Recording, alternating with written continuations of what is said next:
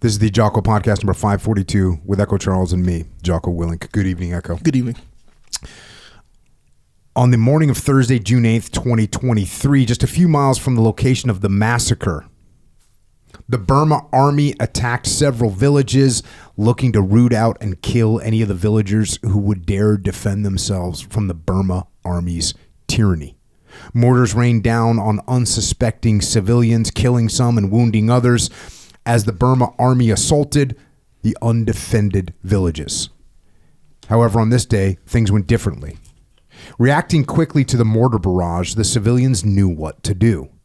They stopped the major bleeding of the wounded using makeshift tourniquets made from bandages and clothes in the village, tightening them with sticks and other items until the patients were stabilized enough for immediate evacuation. Relying on a series of strategically placed handheld radios, the fleeing villagers communicated with other nearby villages and coordinated for a safe place to run, and they took their wounded with them. At the outset of the battle, local village defenders moved into place to slow the enemy advance and buy enough time for the families to escape. Some of these young, brave men were killed and wounded. The defenders used cat tourniquets to stop the bleeding of the wounded and tactical field litters to quickly evacuate the patients when the defenders could no longer hold the line. When the battle subsided, the villagers who fled were provided rice and medicine that had been stockpiled in secure locations around the jungle. The critically wounded were taken to the bank of a large lake where a medical boat was waiting with medics, extra supplies, and advanced life support. And that right there is a little section of an article from the online magazine called Coffee or Die, and the article is written by Ephraim Mattos. And although the article paints a pretty gruesome picture, just a few months prior, there was another devastating attack that had taken place. Only in that attack, the villagers were not prepared. They were not ready. They were defenseless. And 17 people, including a handful of children, were not able to escape. And they were captured by Burma army soldiers. They were tortured. They were violated. They were murdered. And their bodies were set on fire. And the difference between these two situations, one ending in a massacre and the other ending in people actually escaping, was training and preparation and supplies provided by an amazing charitable organization called Stronghold Rescue and Relief. And this is an organization that was founded by Ephraim Mattos, who is a former SEAL that fought in Afghanistan. He also fought as a civilian in Mosul in 2017, where he was shot by ISIS during the rescue of a young girl who was hiding in a pile of corpses in front of ISIS HQ. But that wasn't enough for Ephraim. He had more to give, and he founded Stronghold Rescue and Relief and has been working all over the globe with a particular focus in the violent war in Burma, training the locals and giving them the ability to fight and survive. And he's joined us before, podcast 398, and it's an honor to have him back with us again tonight to share some of his experiences from the front lines and the incredible work that he, his people, and his organization do. Ephraim, welcome back. Good to see you. Thanks for having me on. Appreciate it. And do we need to talk about your name change?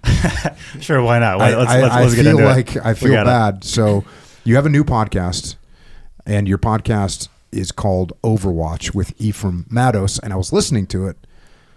And in the beginning of it, you introduced yourself as Ephraim Mattos. And as soon as I heard that, I felt bad because on the last time you were on this podcast 3 years ago, I called you Ephraim the whole time. And you responded perfectly well, and it seemed like normal. And then when you got here today, I said, hey, man, did I mess up your pronunciation of your name last time? And you said I kind of didn't. So what went down? so basically what happened, growing up, I was called Ephraim. My parents called me Ephraim. But then when I joined the military, literally like the day I was leaving for boot camp, I just sort of in my head, I just said, well, I'm just going to start saying my name is Ephraim because it's going to be easier for people to pronounce.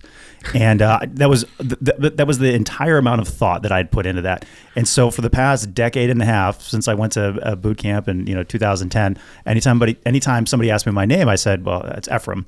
But then about a year and a half ago, I was just sitting there, and I'm married now. I have a daughter, and I was just thinking about. I was like, why did I change my name? I was like, my father named me Ephraim. My mother named me Ephraim. Why am I saying Ephraim? I just had never really thought about it, and so I was thinking, I was like, well, if I just double down on Ephraim, that's what people know me as. Like, that's what Jocko calls me. That's what everybody calls me. I'm gonna look like an idiot if I go back. But I was like, no, my father named me Ephraim. My mother named me Ephraim, so I'm going to go back to Ephraim, and so yeah, it's Am Ephraim. I the first person to like call you out on this? Publicly, yeah, okay. Yeah, absolutely. So what did you do with like your friends that had been calling you Ephraim for the past 6 years or whatever? Well, most of them call me just Mattos, or some people still call me Ephraim, and it's still totally fine. I don't correct people on that. I don't really care. It's not that big of a deal. Usually just let it slide. So my nickname has been Jocko since my parents gave me that nickname before I was born, and so everyone called me Jocko. My family called me Jocko. My friends call me Jocko. My immediate now family calls me Jocko. The only time I didn't go by I got a letter. This is how it got to the teams, because I got a letter in Buds and they handed us letters and it said Jocko on it. One of the instructors was like, Jocko, what the hell is that? And so that's how it kind of got back into the teams because otherwise I didn't really bring it up. But when I went to college for 3 years, there was, they have a roster sheet. What do you call that? A roster sheet, like a class list. There's some real particular name for it, isn't there? Attendance sheet. And on there it's John Willink, right? And so that's the only place where the teachers and the students called me John, because I didn't say, well, actually it's really, my nickname is John. Like it didn't ever feel. It was a professional. I guess if I go into a bank or something, of course, they're like, oh, John. So I felt the same way about college. Like, this is a transactional relationship. These people don't really know me. So they're John is cool, whatever. And that's kind of how it's been. Yeah, that works for me. Pretty much for anybody that just calls me anything with the letter E, I'm like, okay, I know you're talking about me. E, big E, easy E. I was like, okay, because most people, they don't even try to pronounce it. They just go, here you go, E, or whatever. And I'm like, all right. What does your wife call you? Ephraim. Yeah. What did she call you 5 years ago? Well, I didn't know her 5 years ago. But 3 years ago? 3 years ago. I think I was saying Ephraim still at the time. So she's made the transition. Yeah. She's totally fine with it. She thinks it's funny. So she's okay. yeah. Cool. Good with it. Right on. All right. Well, you've been done a lot, and anybody that wants to hear your story, which is an amazing story, and including how you grew up, very, very fascinating kind of way to join the military, growing up in a pretty sheltered environment, and then you just go straight into the SEAL teams. Pretty awesome. But go listen to 398. You did your time in Afghanistan in a SEAL platoon, another, I think, a PACOM deployment, and then eventually end up over in Iraq as a volunteer trying to help people. And then from there, you eventually get this Stronghold Rescue Relief going. And like I said in the beginning, a lot of this centered on Burma, although you guys have worked in Ukraine, like a bunch of places besides Burma, but Burma's certainly the focus. So before we get into Stronghold, let's get a little bit of background on Burma, because it's one of those things where it's there's a lot of people that probably couldn't find it on a map, but there's been so much history there. And before we hit record today, I was talking about my childhood and how I remembered as a child the Burma being this brutal battle that was fought in the jungles. And when I'd be out with my buddies in the woods, if things got really gnarly while we were having BB gun wars, if I really had to break it down, I'd be like, yo, boys, we're in Burma. Because World War II is brutal. The Imperial Chinese, it was the monsoon season, the jungle, the whole 9 yards. But a lot of stuff has happened there. Let's get a little bit of history. I mean, starting with the fact that the Brits ruled Burma from the 1800s up until 1948 with some excursions by the Japanese Imperial Army in there. What else? What else do we need to know about Burma? Well, I think the most important thing is to kind of just basically start from World War II up to where we are now. So the important thing, like you said before, the British had controlled the country. And then after World War II, what I always say is that World War II basically never ended for Burma. Like the war has basically just continued on. The generations of guys that I go and work with in the jungle, their fathers fought, their grandfathers fought, their great grandfathers fought. It's never ended. So when the British were there, it was called Burma. And then after 1948, the British leave. But there was an important thing that happened during World War II. And so during World War II, the Japanese, they invaded Burma specifically because they actually wanted to cut off China, which is very important to modern day geopolitics, by the way. But so the the Japanese attacked Burma. And their whole purpose was to cut off the British and allies from resupplying China, because Japan was trying to take over China at the time. And so during the war, there was this, like you said, brutal fighting in the jungle. But the very interesting thing about what happened in Burma was, so the ethnic Burmese, they originally sided with Japan against the British. So they were fighting alongside the Japanese. So the Japanese show up, and the Burmese are like, "Oh, thank God the Japanese are here to rid us of these foul British people."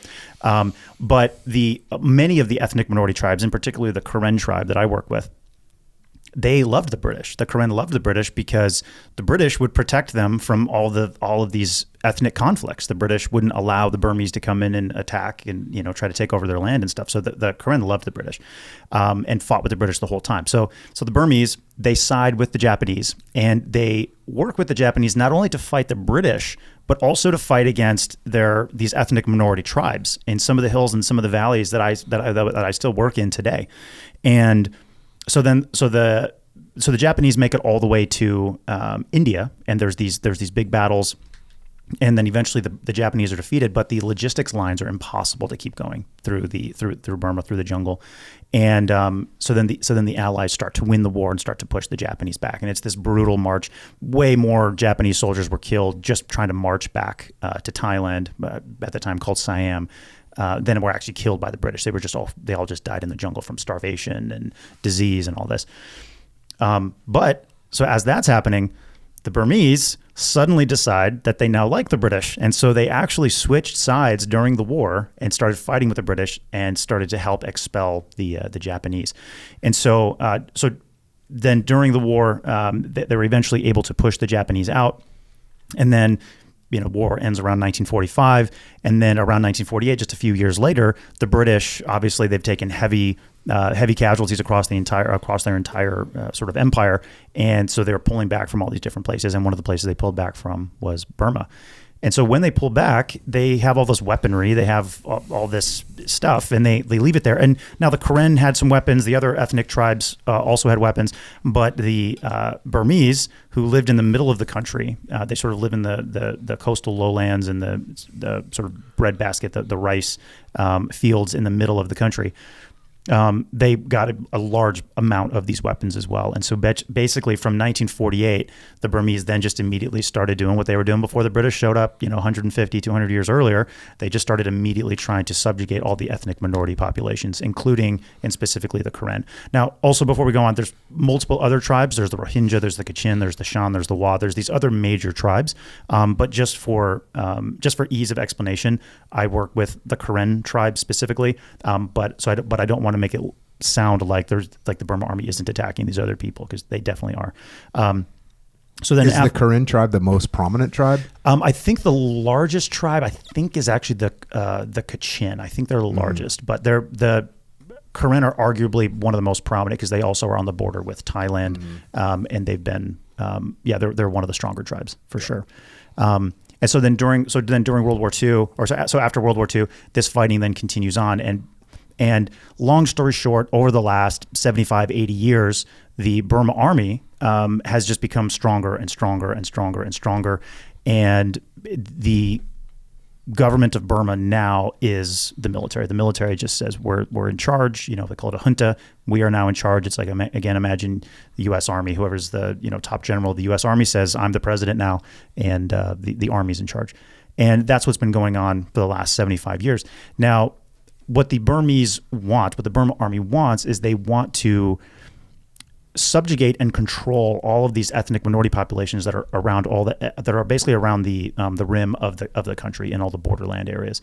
But it's very difficult to do because the borderlands are a lot of them are very mountainous, particularly in the Karen area. It's very mountainous. So if you go into the mountains, so mountain warfare is hard. Jungle warfare is hard. Mountain jungle warfare is even harder, especially if you're the attacker and you're not used to living there. You're some guy from the city in the lowlands and you're trying to go up in the Karen Hills. It's like you're going to get smoked. But the Burma Army for years has been trying to build roads into these areas, and that's in short kind of what's going on now. But there's an important inflection point that happened in 2021. So during the last sort of decade and a half, the Burma Army has been sort of making these kind of fake overtures, putting in civilian rule and some democracy, but it's totally fake democracy. For example, under their constitution, the military was given automatically, no matter what, at least 1/3 of all the seats in their parliament or whatever they call it. And then typically what would happen is basically another third of the people who were elected, quote unquote, would be just guys who used to be, they were a Burma Army officer yesterday and now they just got elected today. And so basically the Burma Army had total control of the government. And then maybe a third of the seats were actual, were legitimately elected people. But then in 2021, the Burma Army basically just said, we're no longer going to play this charade anymore, and we're just going to take over, and we're going to get rid of any of these semblances of democracy. Now, when they did that, as far as governance, nothing really changed. But what did change was now the ethnic Burmese, who were the ethnic Burmese, the younger generation, who were excited about this idea of democracy, and they're not this sort of warring tribe. They're not fans of the Burma Army because the Burma Army became corrupt and started to oppress their own people and that kind of thing. So then in 2021, when this coup happened, now the ethnic Burmese young people fled to the hills and started joining all the resistance groups. And so now they have the People's Defense Force, the PDF, which is this large ethnic Burmese army that is now fighting against the Burma Army, whereas that did not exist 4 years ago. So now it is full-on total war. The Burma Army is almost like an occupying army in their own country. So they're almost like a foreign army that's occupying their own country, whereas before they were the dominant power. And the war, unfortunately, over the last year or two has shifted. The rebels, when I say rebels throughout this, the rebels are the good guys. Think Star Wars rebels. So they're fighting against the Empire. But the rebels have been, unfortunately, losing a lot of ground because now Russia and China are heavily backing up the Burma Army. And so just so we understand the geopolitical situation on the ground there as well. So both, if you look at a map of sort of the greater Eurasian continent, and you look at Russia, let's start with Russia. So Russia, they have multiple ports, but all their ports are really far north. So they can get to the Baltic Sea, Black Sea, but most of their ports and most of their access to the ocean is very far north, and it's only accessible during parts of the year because the rest of the year it's frozen over. And China is in a fairly similar situation where they only have their east coast and they're pretty high up. And so if China wants to do any kind of shipping or expand their naval power or whatever, they have to go past Japan, they have to go past the Philippines. If they want to get over to India, if they want to go through the rest of the world, they have to go through the Straits of Malacca, which is, you have Malaysia, Singapore, Indonesia right there, which are, nominally allies of the United States. And so you basically have a Strait of Hormuz type situation in the Strait of Malacca down there in Southeast Asia. So what are Russia and China supposed to do if they want to have access to the rest of the world and not be sort of beholden to the entire world with these naval choke points? Well, you go through Burma, because Burma is the one place where both Russia and China can get access to the ocean, and that's what they're doing. So if you go to Burma, down in the south, you look at a map. So down in the south, China has these special economic zones, and Russia is setting up a special economic zone as well, where they're building these deep water ports, and they're bringing in large amounts of weapons. They're bringing in fighter jets. They're bringing in massive amounts of firepower to back up the Burma Army. And the Russians now are even they're in the process of they're in the planning phase right now and have already announced their intention to build a nuclear power plant there in Burma. Yeah, and which is obviously not a great look. But basically, so Russia and China are heavily involved in supplying weapons to the Burma army.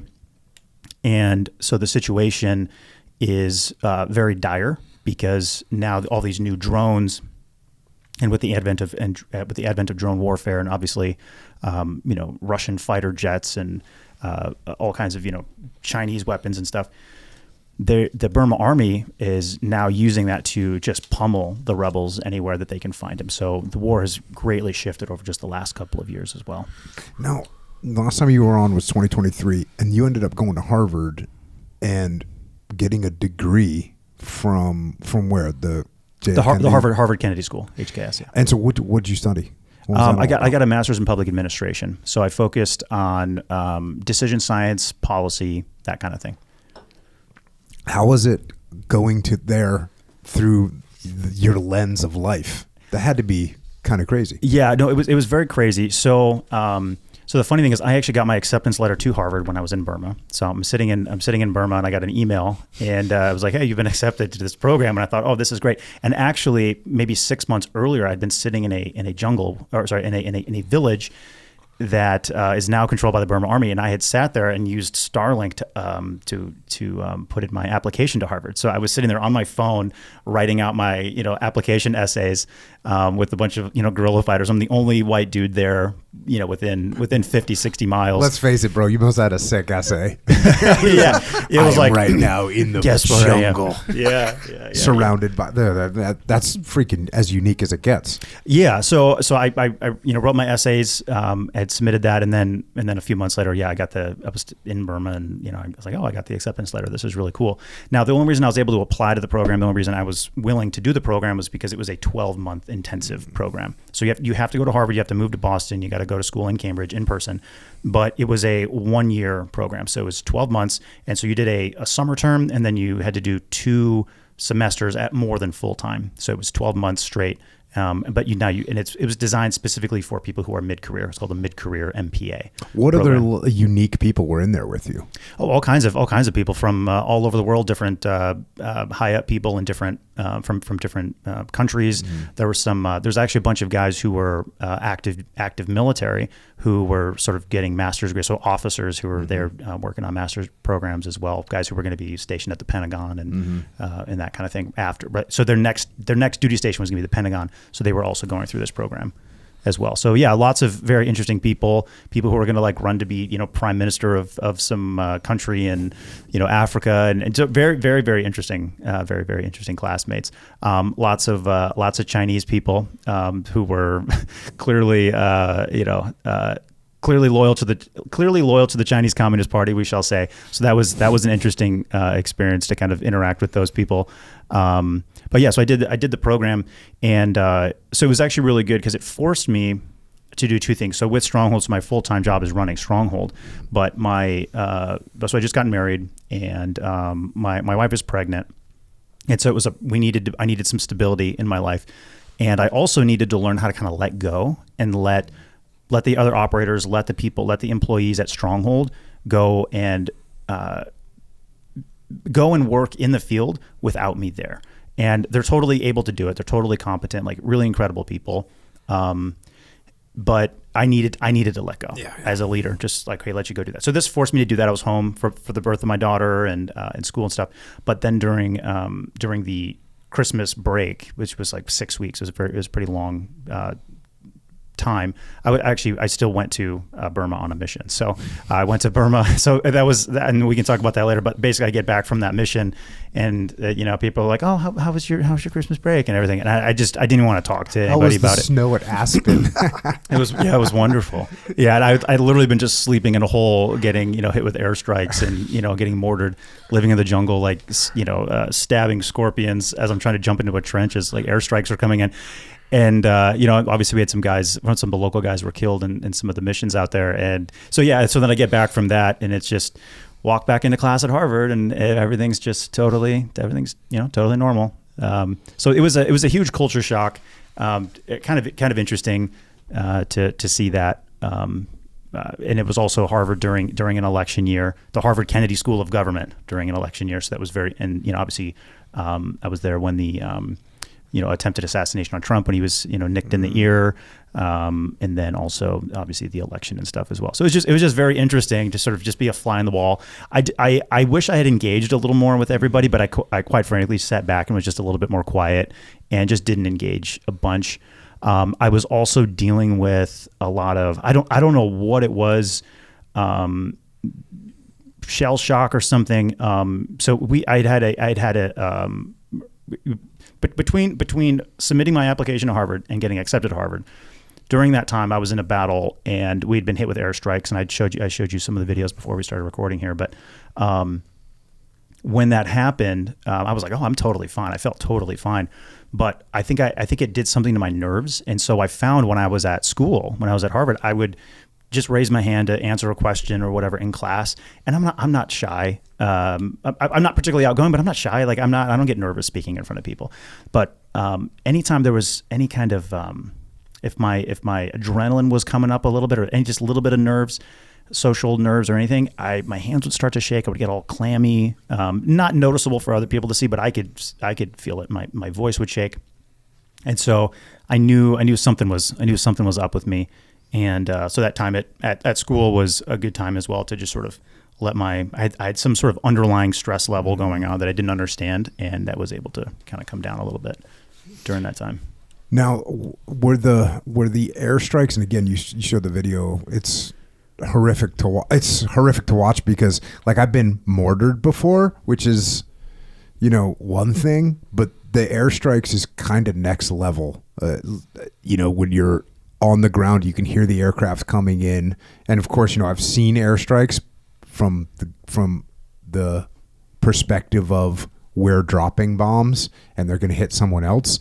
It's a lot different clearly from that video when, as an American, that's just not supposed to be like that, especially, for our experiences in the GWAT. There is no, we have total mastery over the air. We do whatever we want up there. So for you to be on the receiving end of that, when did that start happening? The airstrikes and such? Yeah. Well, I mean, the airstrikes have been going on for forever, but I guess I can kind of just get into that specific story and dive into the details on that. So I was on the podcast. It was whatever that was, July 2023, and so then a few months later, I was in Burma. Now, so now the rebels, so the Karen, I was again with the Karen, and one of the things that they were trying to do was try to take back territory that had been taken by the Burma army.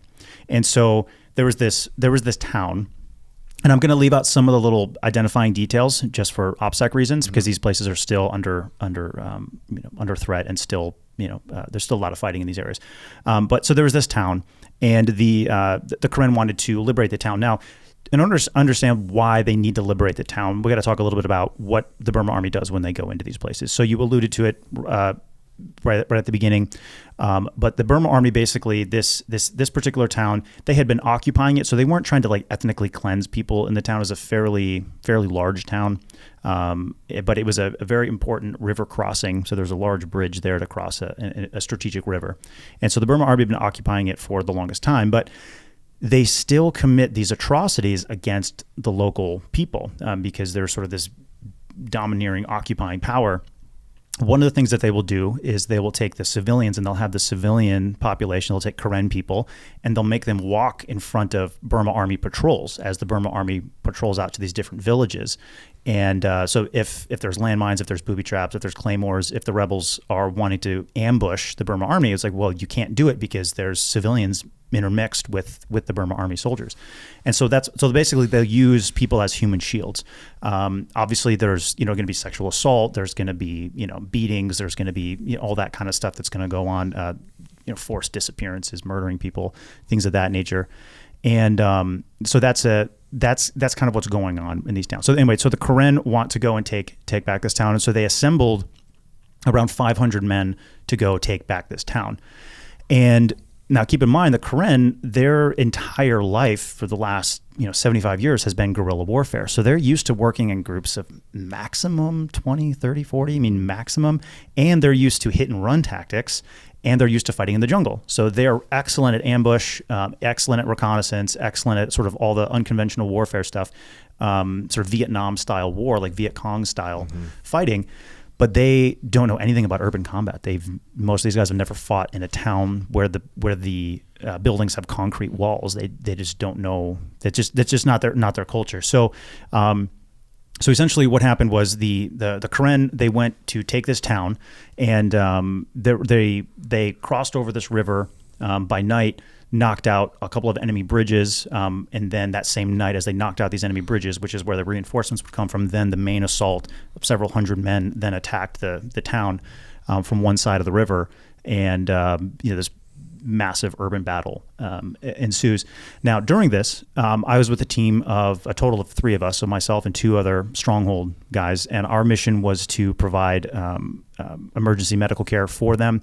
And then myself, I was basically acting as an advisor to the commander. So if there was any sort of tactical stuff we needed to talk about, I was there as a sounding board for him as well, because he's obviously dealing with this highly complex situation. And okay, how do you get your logistics? How do you move hundreds of men? How do you make sure they've got ammo? How do you make sure they've got food? How do we have do we have an evac plan to get our patients out of here? How are we going to move them the several miles through open ground with all these rice fields to get them back to the mountains where they can be safe and that kind of thing? How are we going to set up communication? So this is a whole new level. And so one of the things we do at Stronghold, 99% of what we do is emergency medical care. But if we're in these situations where there's a tactical situation where we're trying to liberate people, it's like, yeah, we're absolutely going to help you if we're able to in those situations. So we go into the town. I'm part of a three-man team.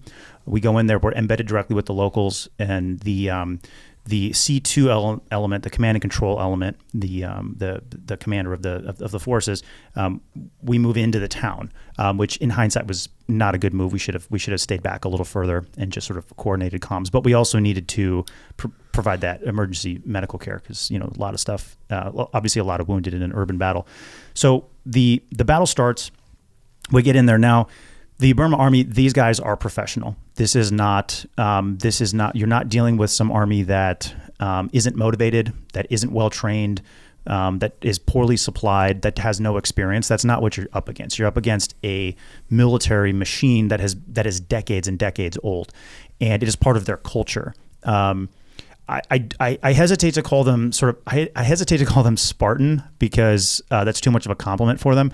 But it's sort of like that. They are raised. A lot of these Burmese guys are raised and with the understanding that they're going to be a part of the military. If you're ethnic Burmese, it's like you are going to be an officer in the Burma Army, and you are going to help take back. You're going to help take back your country from these inferior ethnic tribes, and many of the Burma Army soldiers, many of the Burma Army officers in particular, actually go to Russia to learn how to fight from the Russians. So they go to their military academies, they go to their flight schools, and they're supplied by Chinese and Russian fighter jets, and so they learn all this stuff. And they have artillery, they have mortars, and the Burma Army actually makes their own weapons. They literally pull raw material, and they have their own factories, they make their own bullets, they make all of their own stuff.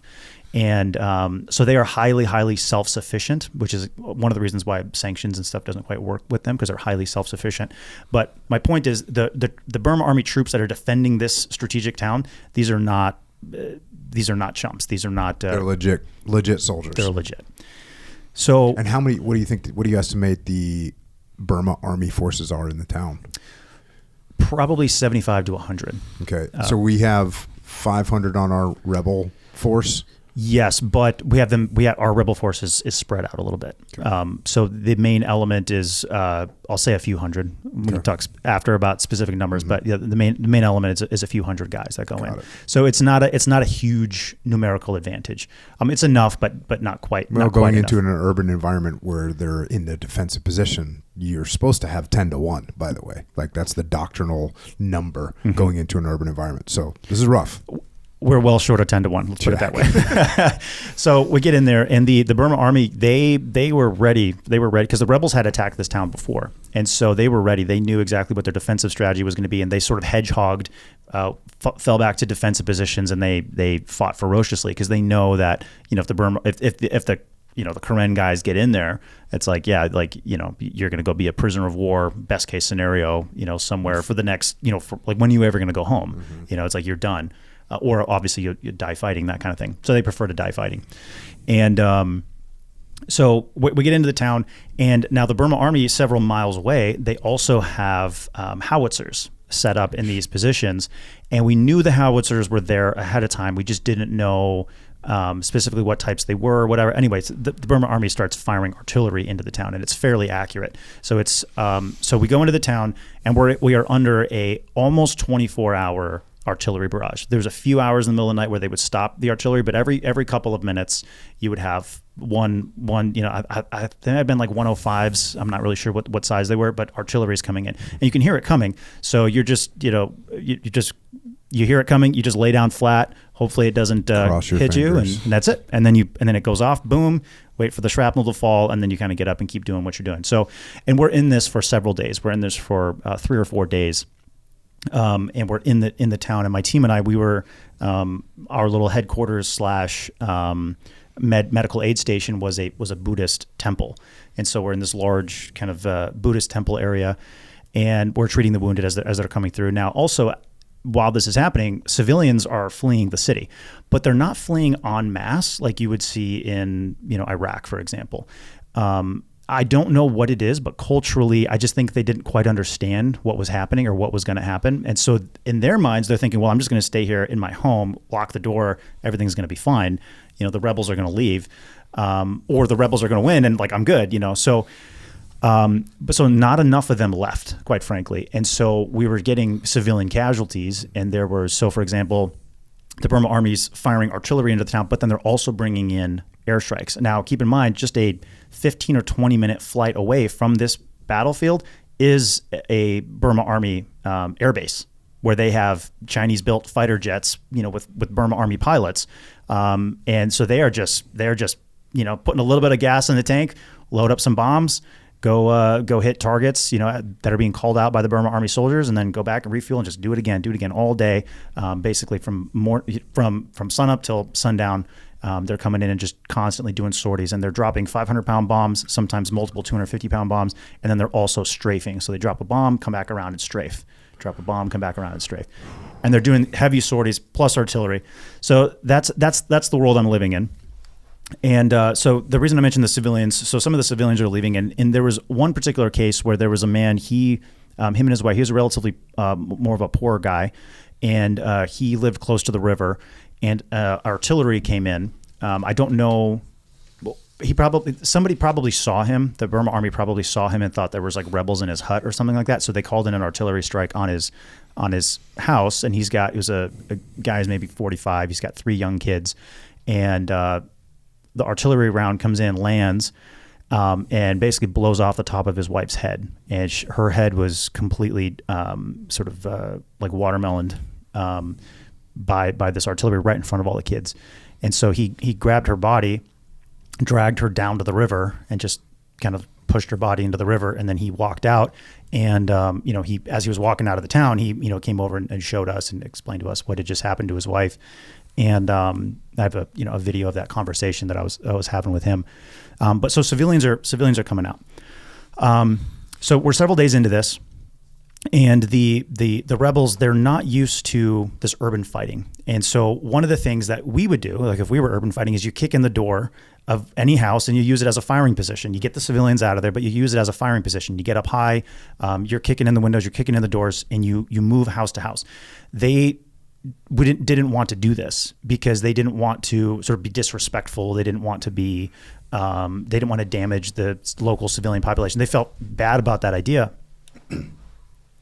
And so they're basically just fighting in the streets, and they're in some of the houses that they can reach a little bit more easily, but they're not doing, they're not fighting a proper urban battle. Anyway, so they get exhausted. They're trying to rotate their troops back and forth. So they're not able to really rest, and they're very stressed out, obviously, because of the constant artillery and the constant airstrikes. So you're not sleeping. Things are rough. And so I think it was the 3rd or 4th day. They said, okay, we're gonna hold. Everybody's gonna hold positions. We're calling for reinforcements. So there's more rebels are gonna come.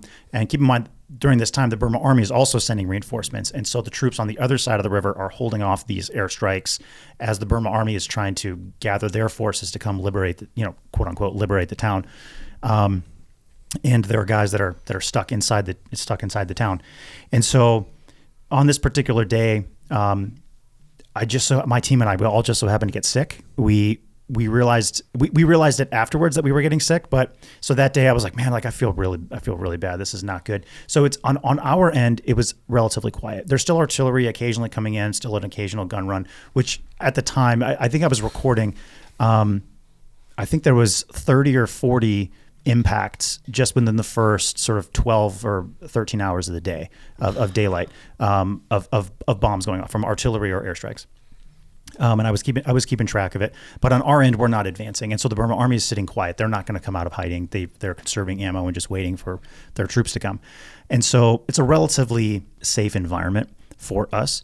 Like we're not going to get attacked. No one's going to come through your window and start throwing grenades at you, that kind of thing. And so we're sitting there, and so I laid down in this Buddhist temple, and the other two guys on my team, they lay down as well. We have no patients to take care of. And the one and only time I took my boots off and laid down, and so we're laying there. It's relatively quiet. Nothing's going on. Well,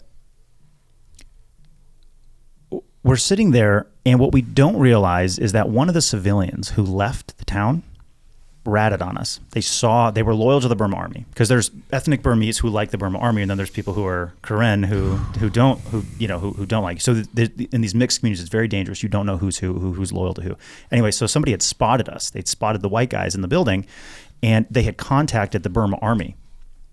And I don't know what day they had contacted them, but anyway, they got word up there, and they said there's white guys in that building, and they had I think that through Facebook or something, they had we saw something later. Basically, they had contacted the Burma army through social media and said, hey, there's white dudes in this building over here. And of course, at the time, we don't know this. And so what the Burma army did was the entire time that they had been doing these gun runs on the town that we're in, they would always come north to south. And so we would always hear them coming. So anytime a plane would take off from the base, obviously there's an early warning network. The Burma army knows that. So we know, okay, there's aircraft taking off. They're going to be here in about 8 minutes or 10 minutes or whatever it was. And so we were kind of mentally prepared for that. And we could hear them coming because they come from the north. Well, what the Burma army did was they cut all the cell phone towers. So there was no communication. Of course, we didn't pick up on this until after, but there was no, all the cell phone towers went down because the Burma army controls them. So they cut all the cell phone towers, and they took 3 aircraft, and they flew from west to east, and we're on the east side of the river. So they came at us from an angle that we would not hear them coming, and there was no early warning except for radios and things like that. But it was just way too late. So I'm laying down on the ground, and the Burma army, they use this tactic where their first bomb, they typically drop it short of the target. So their idea is they drop the bomb just outside of a building. If they're targeting a building, they drop it just outside the building. And then the idea is the frag, the directional frag, wounds everybody in the building, like forces them to sort of freeze in place. And then the next aircraft comes in and drops on the building. So the idea is you want people to run to the building, or you want people to be wounded, and so they're stuck, and then you come in, and then you hit the building. And so they use this tactic on us. So we all just so happen to be laying down. So I'm laying there and just trying to rest. And then no warning, no sound, no nothing. The roof of the building I'm in is blown off right on top of us. And the windows are obviously just blown in, just huge frag, huge explosion. And I look over at the guy next to me, Adam, and we both just kind of look at each other. And for a second, we're thinking, like, okay, was that just like artillery? Did the artillery get close? But we're like, no, because keep in mind, this all happens over the space of like 2 milliseconds. Mm-hmm. So we're thinking, okay, was this artillery? And we're like, no, because we hear the artillery when it's coming. And then we hear the jet fly right over us. And so we're like, get out. And so we run out, and I'm barefoot, and there's no time because we know that second plane's coming in. And so I run out, I'm barefoot. I leave all my stuff behind. The other guys, one of the guys had flip-flops on. The other guy had his shoes on, thank God.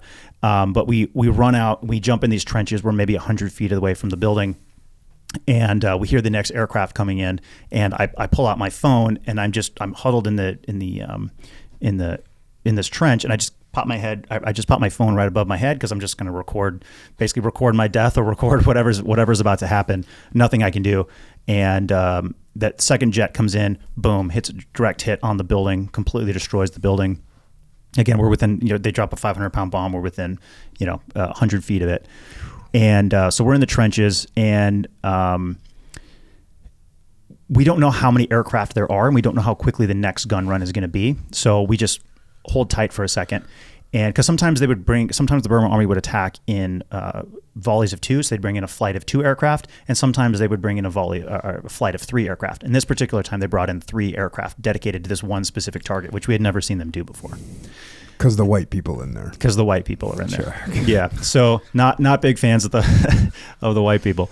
So we're in the trench. So the first bomb has gone off. Now the second bomb has gone off because they just bombed us when we're in the trenches, and so we've got about 90 seconds, maybe 2 minutes before the next bomb comes in. We don't know that we have that much time. So we're hunkering in place.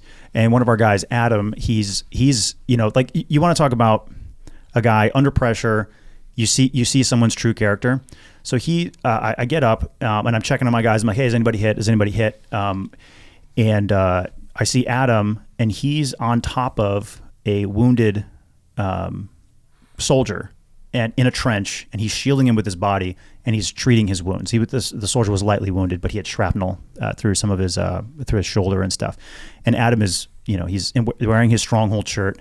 And there's an image that we have of it because I was still just filming with my phone, and I thought that is what Stronghold is. That is what we are about right there. Got a guy with a Stronghold shirt covering a patient with your own body as bombs are falling. You can't make that up. You can't stage it. It's just you see someone's true character in that moment. And we're literally in the trenches with these guys. And so then I hear the next aircraft coming. Immediately jump in the trench, and I start yelling, "Gabayu hey, Gabayu hey," which means airplane's coming, airplane's coming.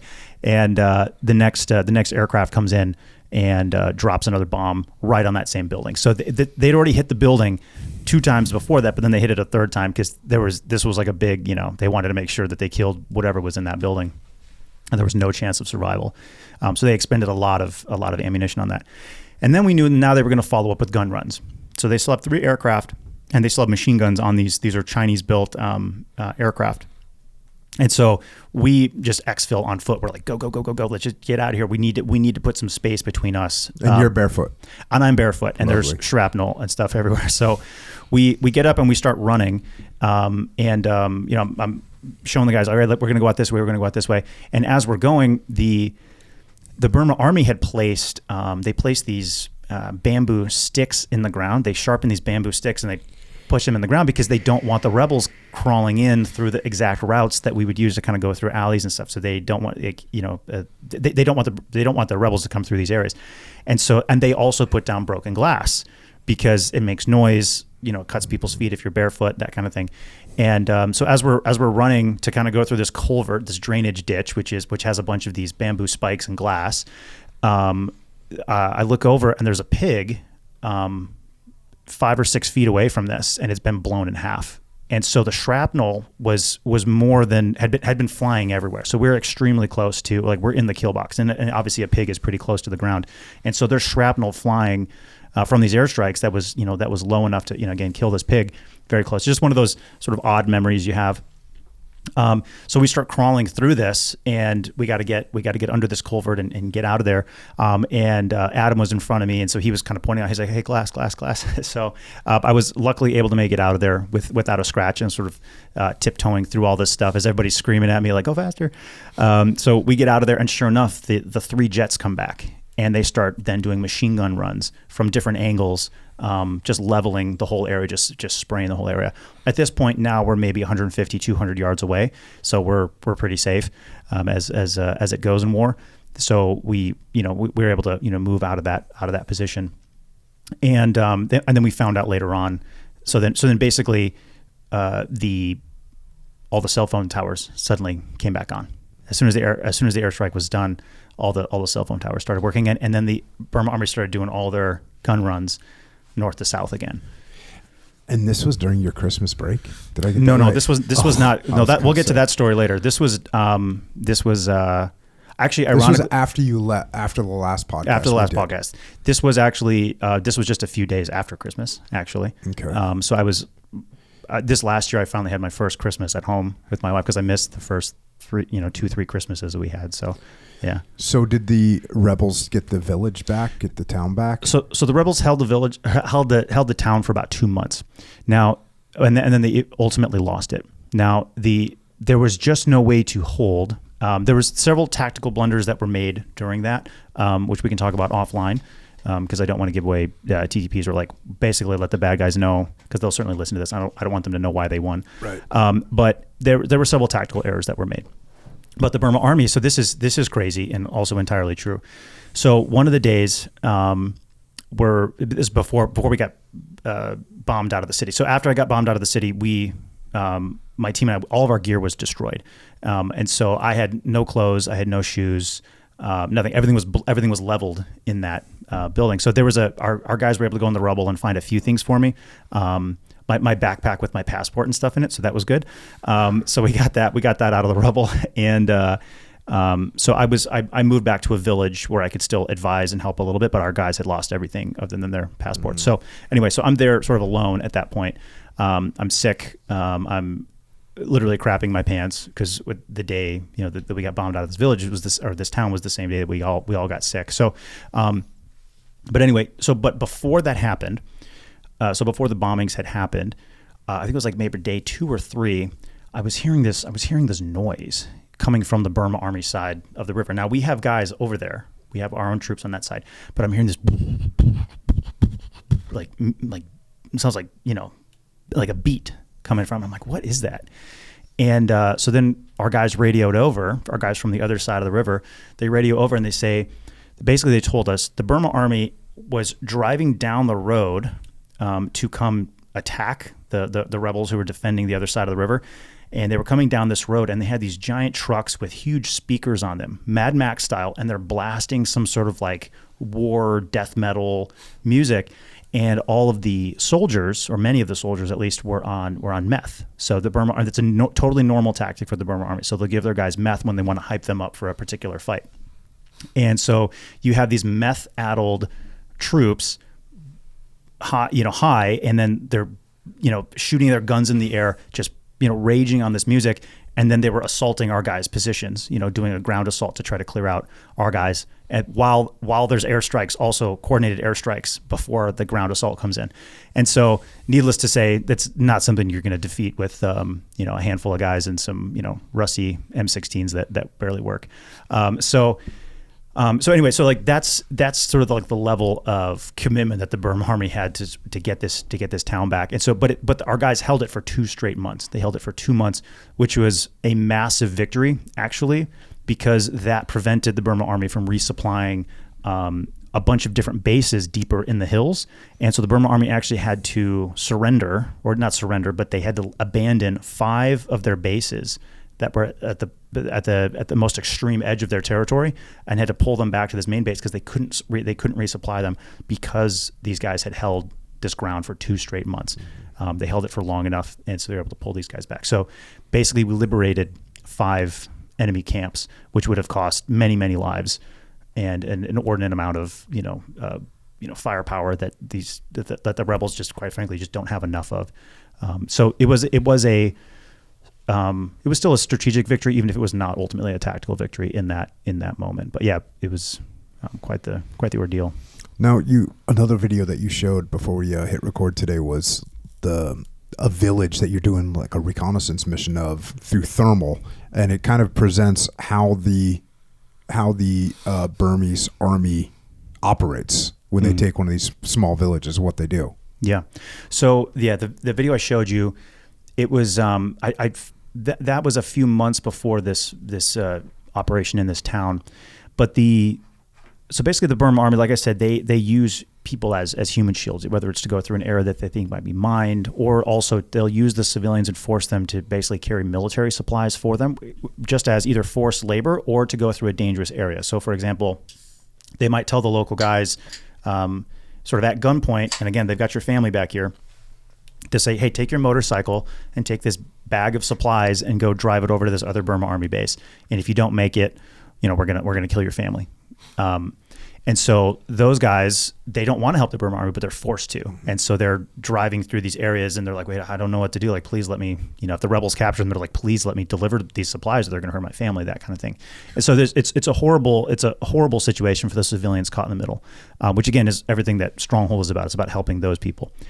And so there was one particular day where we were down working in this area in Burma, sort of in a flat in the flat area. So we're not up in the jungle mountains. We're down in the flat rice fields, and it was actually during the deployment in time that you read right at the beginning of the episode, where we had been working in this area for a few months and so the locals were able to respond properly when an attack happened. So this was during that preparation time. And so there's all these different villages spread out over like hundreds of square miles of just rice fields. And so it is not abnormal for the Burma Army, like for a Burma Army patrol of 20 guys or 50 guys to walk into a village and sort of say, hey, we're going to post up here tonight because we've got somewhere we've got to be. And either as a patrol or just as to sort of relieve other Burma Army positions later on. And so while we were out there, there was a particular village that had gone dark. It had gone silent, and we knew the Burma Army was moving around, and the rebels knew this, and they were looking. They were kind of looking at the situation and going, "We think the Burma Army's in that village because we can't reach anybody there," and so. The rebels aren't able to go in and just sort of smoke the Burma Army in those kind of cases. It just doesn't work like that, because you don't know exactly where they're at in these villages, and they're highly complicated, and you don't have any kind of night capability. But the rebels do have, in some cases, they have some thermal and some night vision stuff. It's like civilian grade stuff that they get on the open market. It's nothing military grade or very fancy. But the locals were like, we don't know if the Burma Army's in that town. And I was like, well, let's go do a reconnaissance mission. Let's go get eyes on the situation. And so I led I think it was a 5-man team. It was myself, my interpreter, and then 3 other some of their like reconnaissance guys. And we moved over, it was maybe 1,000 yards, could have been a mile. I don't remember exactly how big this open area was, but it was a large open area of just rice fields. And so we moved at night and got to we crawl in there and we get to within 100 yards of this village, and we all have these thermal scopes that they have, and so then I pull up the thermal scope, and the thermal scope allows you to record what it is that you're looking at, and so I start recording the edge of the village and what I see, and there are these orange blobs of. It's people. There's these orange blobs of people laying at the edge of the village, and I'm like, what is that about? There's also a dog in the video, and he's kind of looking at us, and he knows something. This dog knows something's up, but he never gave away our position, which was nice. So we go in there, and we can see that there's villagers. We can see there's these people laying on the ground, and so we're like, all right, cool. So we pull back. Because we got eyes on the situation, and then the rebels explained to me. They said, "Oh, yeah, that the Burma Army's in that village." And I said, "Well, how do you know that?" And they said, "Well, because those guys laying on the ground said those are villagers. So what the Burma Army does is they'll go into a village and they'll go to someone's house and they'll say, 'Hey, congratulations! Tonight I'm sleeping in your house under the same roof as your wife and your kids, and you are going to go sleep at the edge of the village, and you need to sound the alarm if any rebels are going to come in here and try to get us out." And you better sound the alarm because, again, I'm sleeping 10 feet away from where your wife and your kids are in your hut. And so the people that we saw sleeping at the edge of the village were men who were forced to go sleep there while the Burma Army is sleeping in their homes. And then the Burma Army was there for a couple of days and then moved on. And as shocking and as crazy as that is for us to understand, and obviously I witnessed it firsthand and saw it, it's kind of a normal Tuesday, just a normal Tuesday in Burma for a lot of these people in these areas where we work. And again, that's why the work that we do at Stronghold is so vitally important, because there's nobody else there helping. It's obviously it's a very difficult place to operate, but you have these people that are caught in the middle of these wars, and what can you do to help them? How can you help them? And that's our mission is to try to help them as much as we can. Yeah, and speaking of that, you had a story about a girl that was wounded in an airstrike, and I thought it was a good example of like how the Stronghold team can help. Yeah. So the way that we operate is, so I'll take one step back and kind of explain our mission, sort of our bigger picture mission in Burma. So right now, like I said, 99% of what we do is going to be emergency medical evacuations. Now we're up there on the front lines getting mortared and shot at with the locals, but the vast majority of the work that we do is that medical capability. So currently in Burma, we provide, Stronghold provides the only ambulances for an area inside of Burma that is larger than the state of Delaware. And to put that in context, that is 1 million football fields. So we have the only ambulances for this war zone that's that big. And we currently have 8 ambulances and an ambulance boat to serve all these people.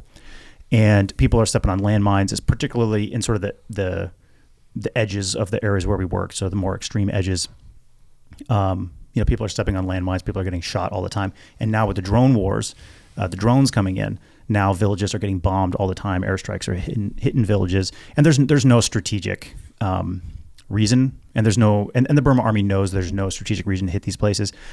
Basically, the Burma Army's mentality is, if you're not with us, we basically can just kill you. Sort of like an ISIS mentality, where like ISIS would kill, Muslim Iraqi civilians who are running away from ISIS-controlled area. They would just start gunning these people down and shooting kids in the back of the head and stuff, because their thought process is, well, you're abandoning us. You're now apostate. We can kill you. The Burma Army feels the same way. It's like, well, you're an ethnic minority group that will not bend to our will.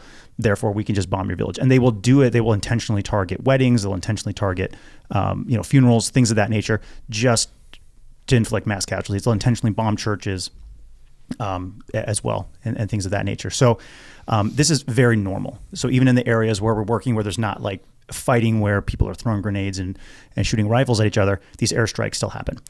So the way that we operate and we run our ambulances, I have a very small team. And what we do is, when we go in, we train the locals entirely on their own. So it's local leadership, it's local medics, it's local drivers, it's local managers, and we teach them everything, the logistics. Here's how you get your supplies.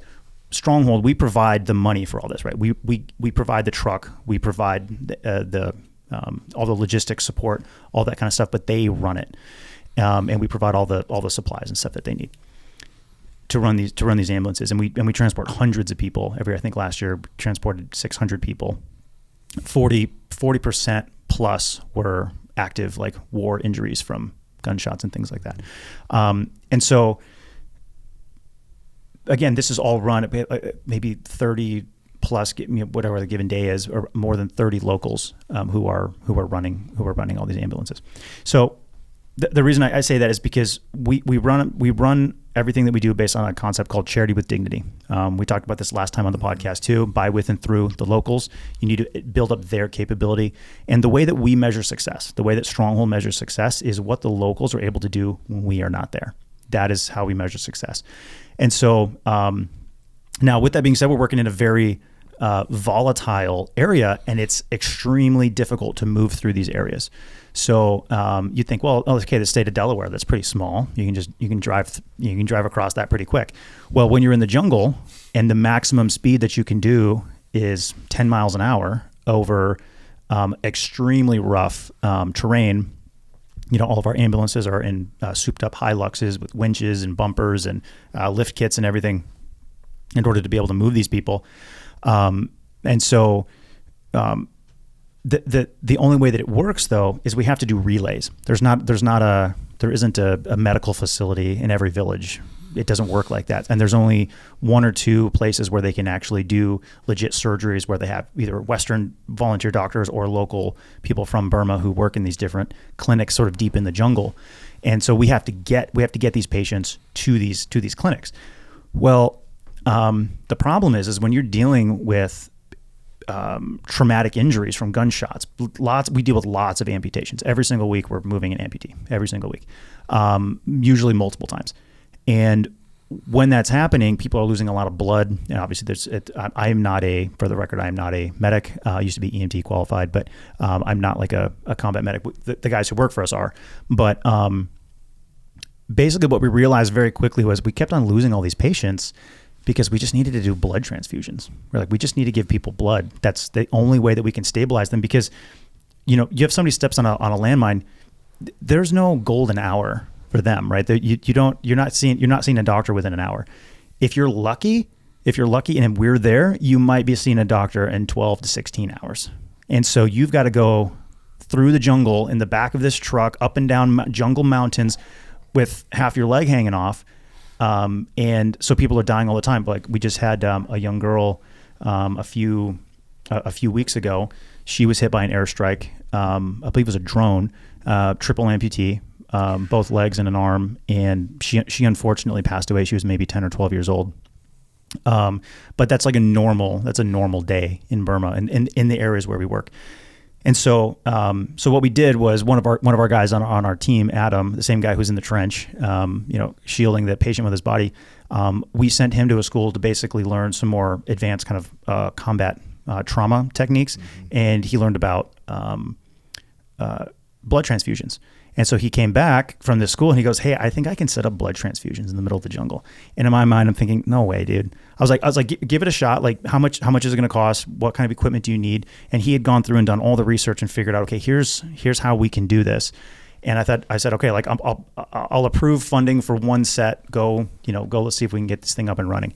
And lo and behold, he got it up and running. And so we are now, and he trained the locals on how to do this in the middle of the jungle. So you're like, it's so difficult to explain if you haven't been in those environments. But man, like we're pulling blood from one person, from a donor who's just sitting there, and then you're putting it into another person in the middle of the jungle, in an active war zone. And it's just the level of care that we're now able to give in these situations is just astronomically higher. And so a lot more people are surviving these injuries, and it's all thanks to Adam figuring out how to do this. And then now we have a bunch of different places where people can get blood. So now that 12-hour journey, you can get topped up on blood 2-3 times in some cases. Sometimes it's just a one stop. You can get topped up on blood. But now there's a much higher level capability there. Now, I say all that because we had this event just recently. This was just a few months ago.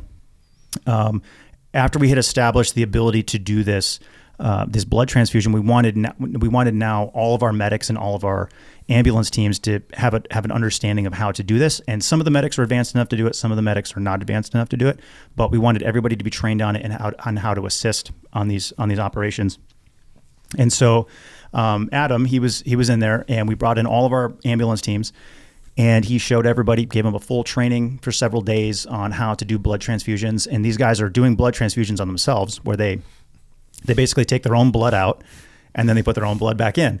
And you're just doing this in a hut in the middle of the jungle. And it's just incredible that we're able to do this stuff. And so they finished the training.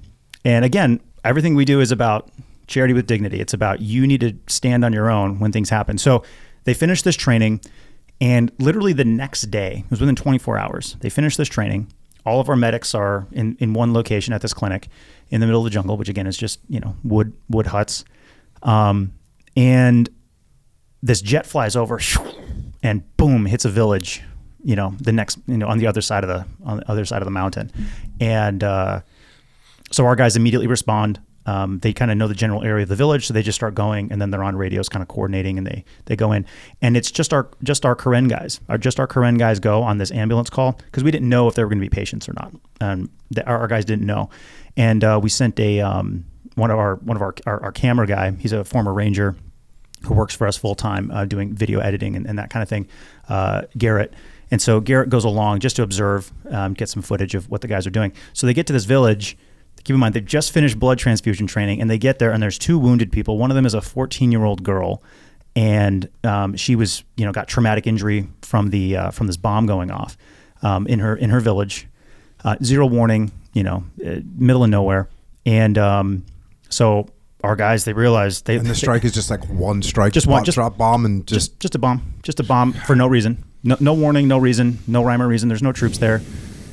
they just show up and they intentionally do the attacks. Now they're doing them very quick. So they kind of pop up over the mountain, immediately release their ordnance, and then, jump out of the way. So used to be that they would kind of circle, look for a target, and then bomb it. Now they just pop up, hit their target, and go. So there's zero warning.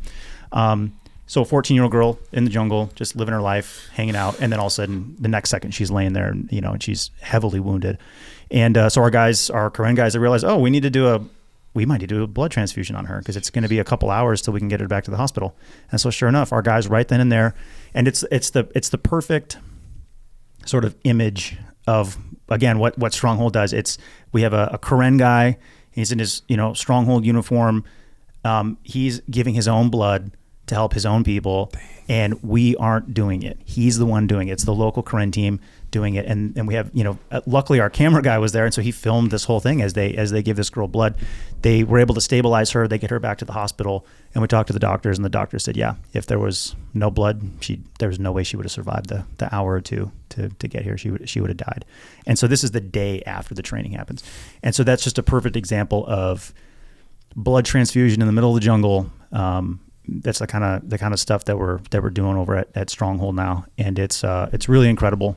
Yeah, no, that's awesome and amazing to get that training done and then have somebody utilize that to save someone's life the next day, and have it be all Karen staff.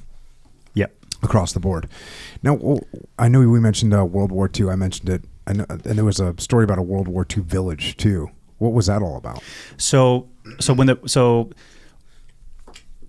the Karen were very loyal to the British during World War II. And now when the Japanese invaded Burma, they came from Thailand, at the time called Siam. They crossed the river, and they then started moving from east to west across the country. And they had to go through the Karen Hills. The first place the Japanese had to fight was the Karen Hills, the place where we work today. The exact villages and roads and rivers, the same spot. Well, when the Japanese, they advanced really quick, and it was during at a time when you can't just evac all of your people. So there was a British officer. There were several British officers who stayed in the Karen Hills to sort of work with the people, and the British dropped some radios to them so they could radio back occasionally. And so there was one guy, Major Seagrim, a British officer, and he stayed with the Karen people. And during his time there, he was training the locals and making sure that he was coordinating supplies getting brought in and things of that nature. And his whole thing was like, I'm going to stay here until the British show up again, and so I'm going to make sure that we have our forces are ready for when the British finally come back in a couple of years. And so he's out there completely by himself. One or two other times he was able to kind of link up with another one or two British guys in the area, but that was very seldom. So he's on his own out there, committed, fully committed to the cause. Yeah. And so during this time, now keep in mind the Japanese are going through the area, and and they're working with the Burmese to again attack the local population. Well, word gets that there's British officers in the mountains, and so the Japanese were like, okay, because they're hearing radio signals. The Japanese know that air supply drops occasionally happen in the middle of the night. There's British here somewhere. And so they start going to the locals, and they demand that the locals, they demand that the Karen, they say, tell us where the British are, and the Karen won't do it. They're totally loyal. They say, no, we're not gonna do that. Another element to add to the loyalty aspect. So many of the Karen in this particular area, most of the Karen, I would say, are actually Baptist, because hundreds of years ago, a missionary named Adoniram Judson went to Burma. And the Karen have this legend that goes back thousands of years, and it's this legend that they passed down. And it says, one day a man with white skin is going to come to you with a golden book, and he's going to tell you the truth. And so Adoniram Judson, several hundred years ago, he's in Burma, and he's working with the Burmese, and the Burmese aren't interested in him at all. He didn't get any converts.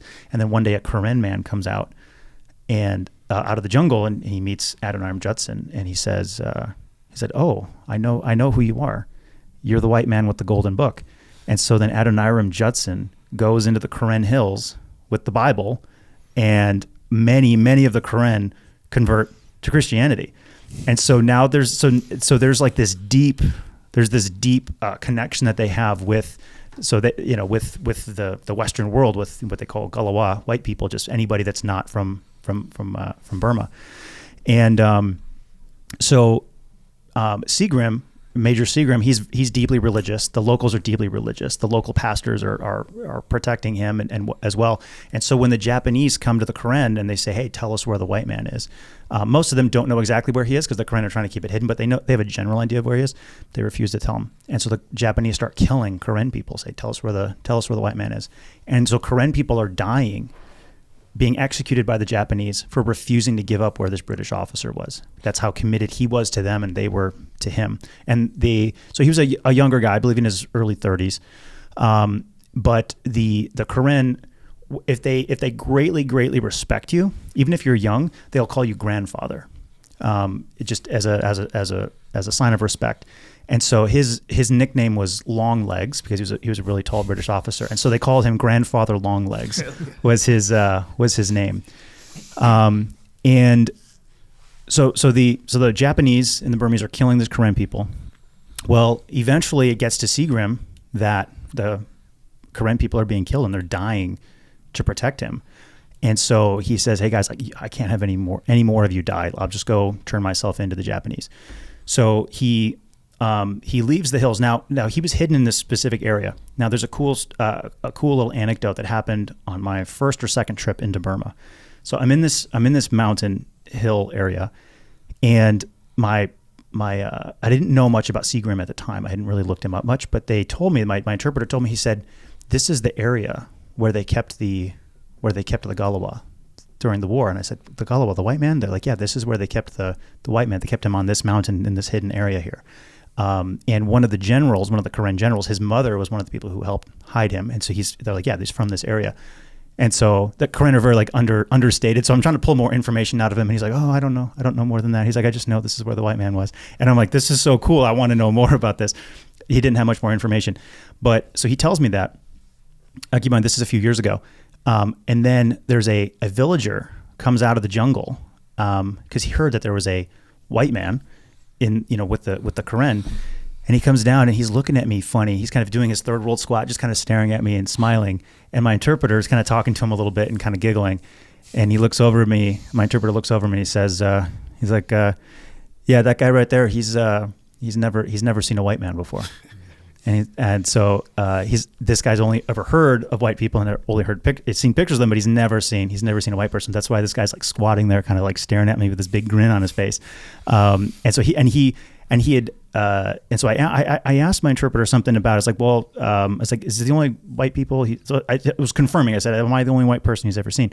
And the villager said something along the lines of, he's like, "Yeah, I've heard about white people, and I've heard," it's like, "and I know that we used to protect white people here." He said something along those lines, but you're the first one I've ever seen. So that was double confirmation that we were in the right spot. So they kind of know within the tribe.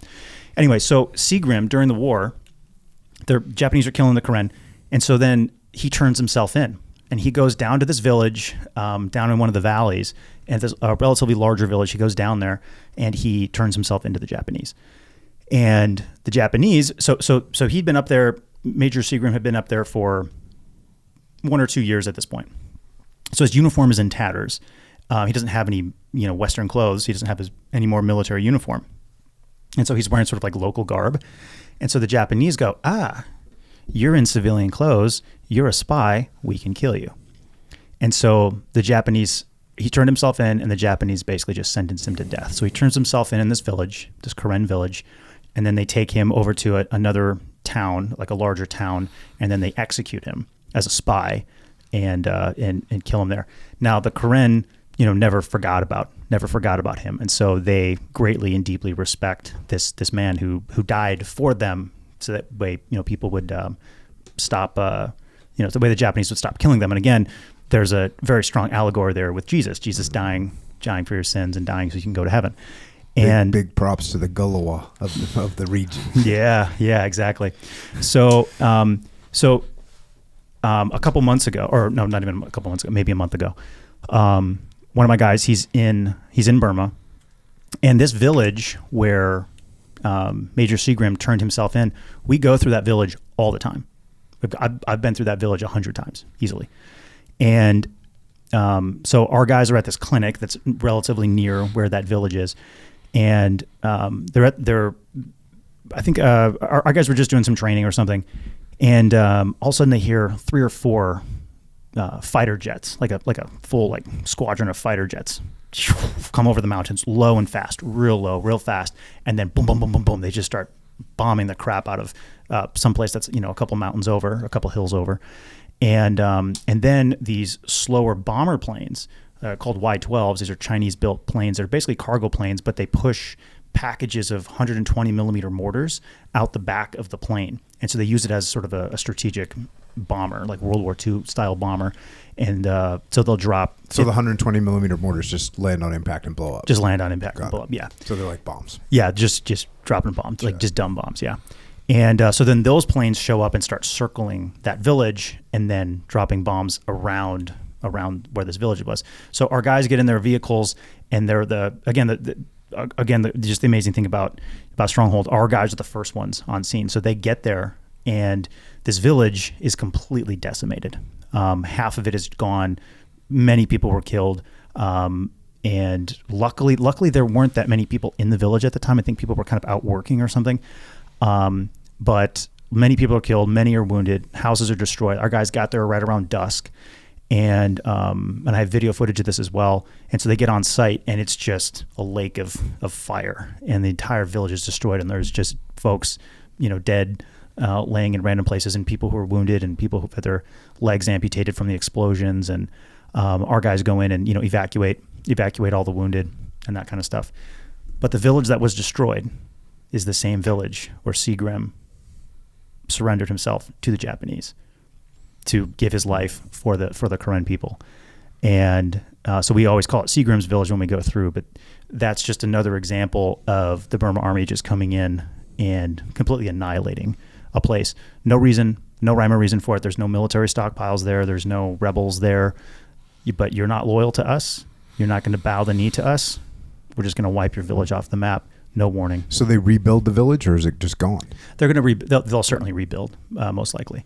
Many of the people are unfortunately dead, but they will. It's at a strategic, well, not a strategic, but it's in a valley, so it's close to water, so they will rebuild the village. And most of these people live in bamboo huts, so they can kind of have it up and running again within a couple weeks.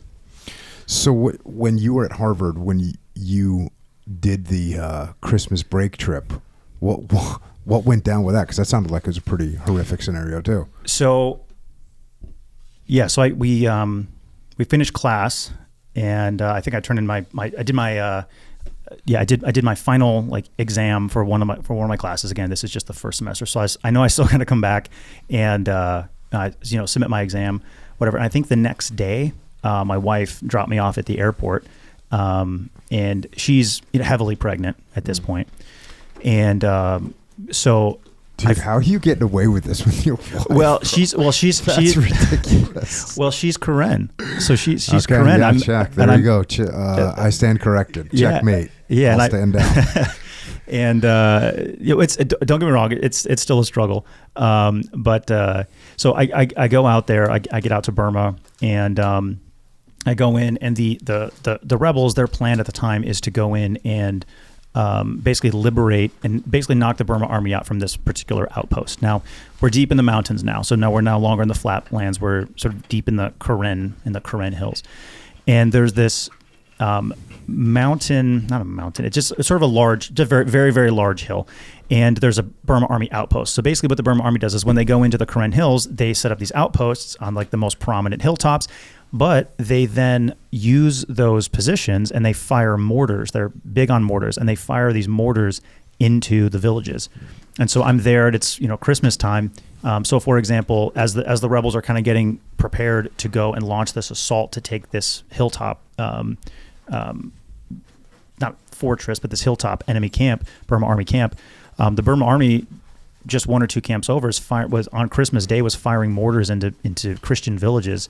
And I got photos on Christmas Day, or it was the next morning, of multiple little girls who had been killed by these mortars. So these mortars had just gone in. These little kids are celebrating Christmas, and then they're just blown up in front of their families.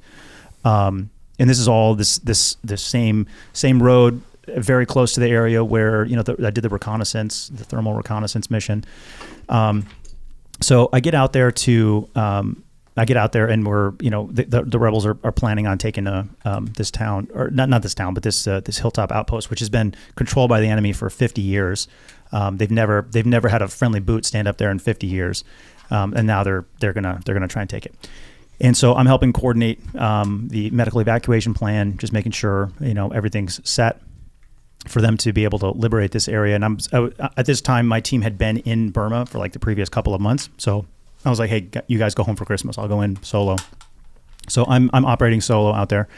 And so the rebels then sort of launched the attack, and they're using drones. So the rebels are using drones, and they're dropping these bombs on the Burma Army base.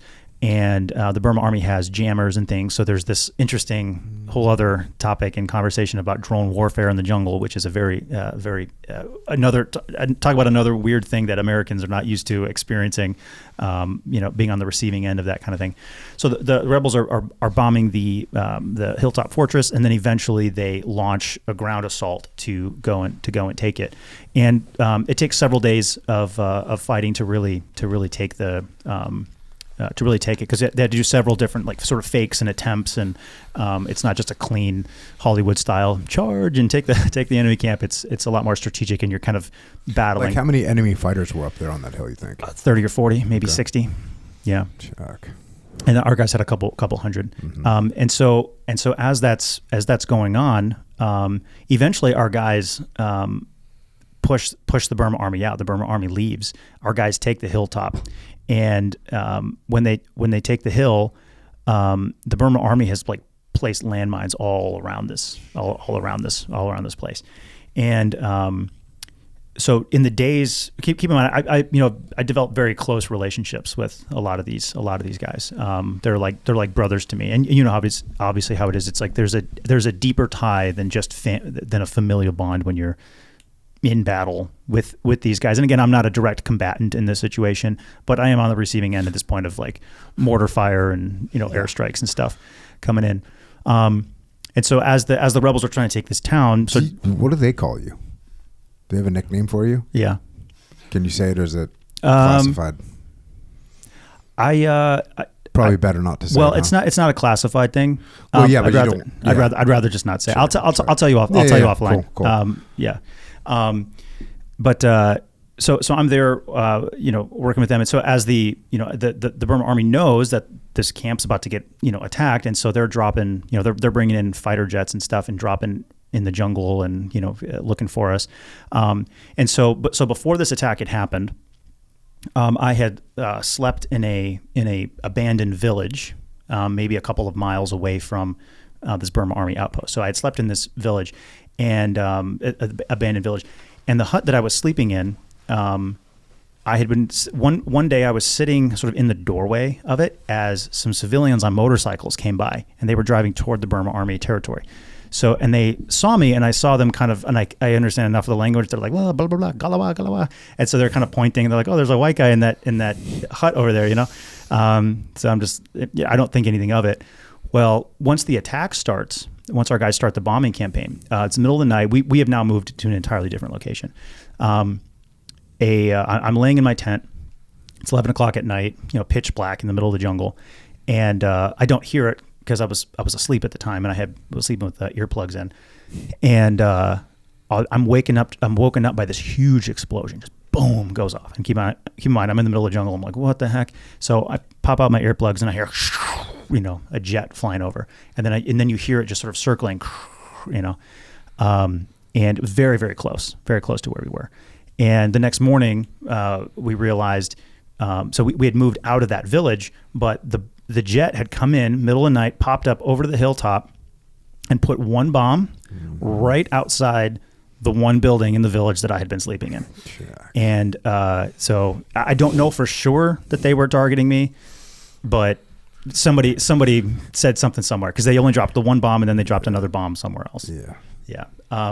So how did the battle turn out? So for the hilltop. So our guys take the hilltop. After several days, they take the hilltop. But it's because the Burma army sort of fell back. So the Burma army falls back into the woods or falls back into the jungle. And I learned later, like months later, that actually the Burma army had done a gun run, had dropped bombs, trying to hit the rebels, and had actually hit some of their own Burma army guys. So they had their own sort of blue on blue or red on red, whatever you want to call it. So they bombed some of their own guys, which is nice. So our guys take the hilltop, and we're very excited about this. This is wonderful. Like this is a big deal. But we know the Burma army is realistically going to take it back. We can't hold it. That's just not going to happen. But anyway, so our guys are in there. We've got about 30 or 40 guys in the camp, and they're cutting down all the trees in the camp and trying to pull out all the Burma army guns and weapons and stuff like that they can get from this hilltop fortress, so they can use it against the Burma army later. And again, there's landmines everywhere to get into this camp. So, but our guys had sort of cleared a footpath that's maybe a foot wide to get into the camp. And so I believe at the time we had 40 guys in the camp. So we have 40 guys in the camp, and one of the guys I'd become good friends with, I wouldn't say good friends with, but friendly with. One of the guys, he was. So there's 40 guys leaving the camp. So they steal a bunch of supplies. Our guys can't hold a camp. You're gonna get bombed. So they're walking out. So 40 guys, so 39 guys walk down this single lane path, and this other guy that I developed, some friendship with, he was the 40th guy, and he's walking out on the same little path. He steps on a landmine. 39 other guys stepped over it. He was the last guy out of this camp, steps on a landmine. Now, it's a kind of landmine that just sort of blows off half of your foot. So it's not going to kill you. You're going to be fine. So it blows off half of his foot. But he panicked, and I was told later that he had made some different comments before. He basically said, I never want to live as a cripple. I don't want to, whatever. So he flipped around his rifle, put it on fire, and shot himself in the head right there on top of this mountain. And the other guys are 4 or 5 feet away from him. Obviously they dove for cover when the explosion went off, and they're trying to reach him. They were screaming at him, no, and then boom, he killed himself.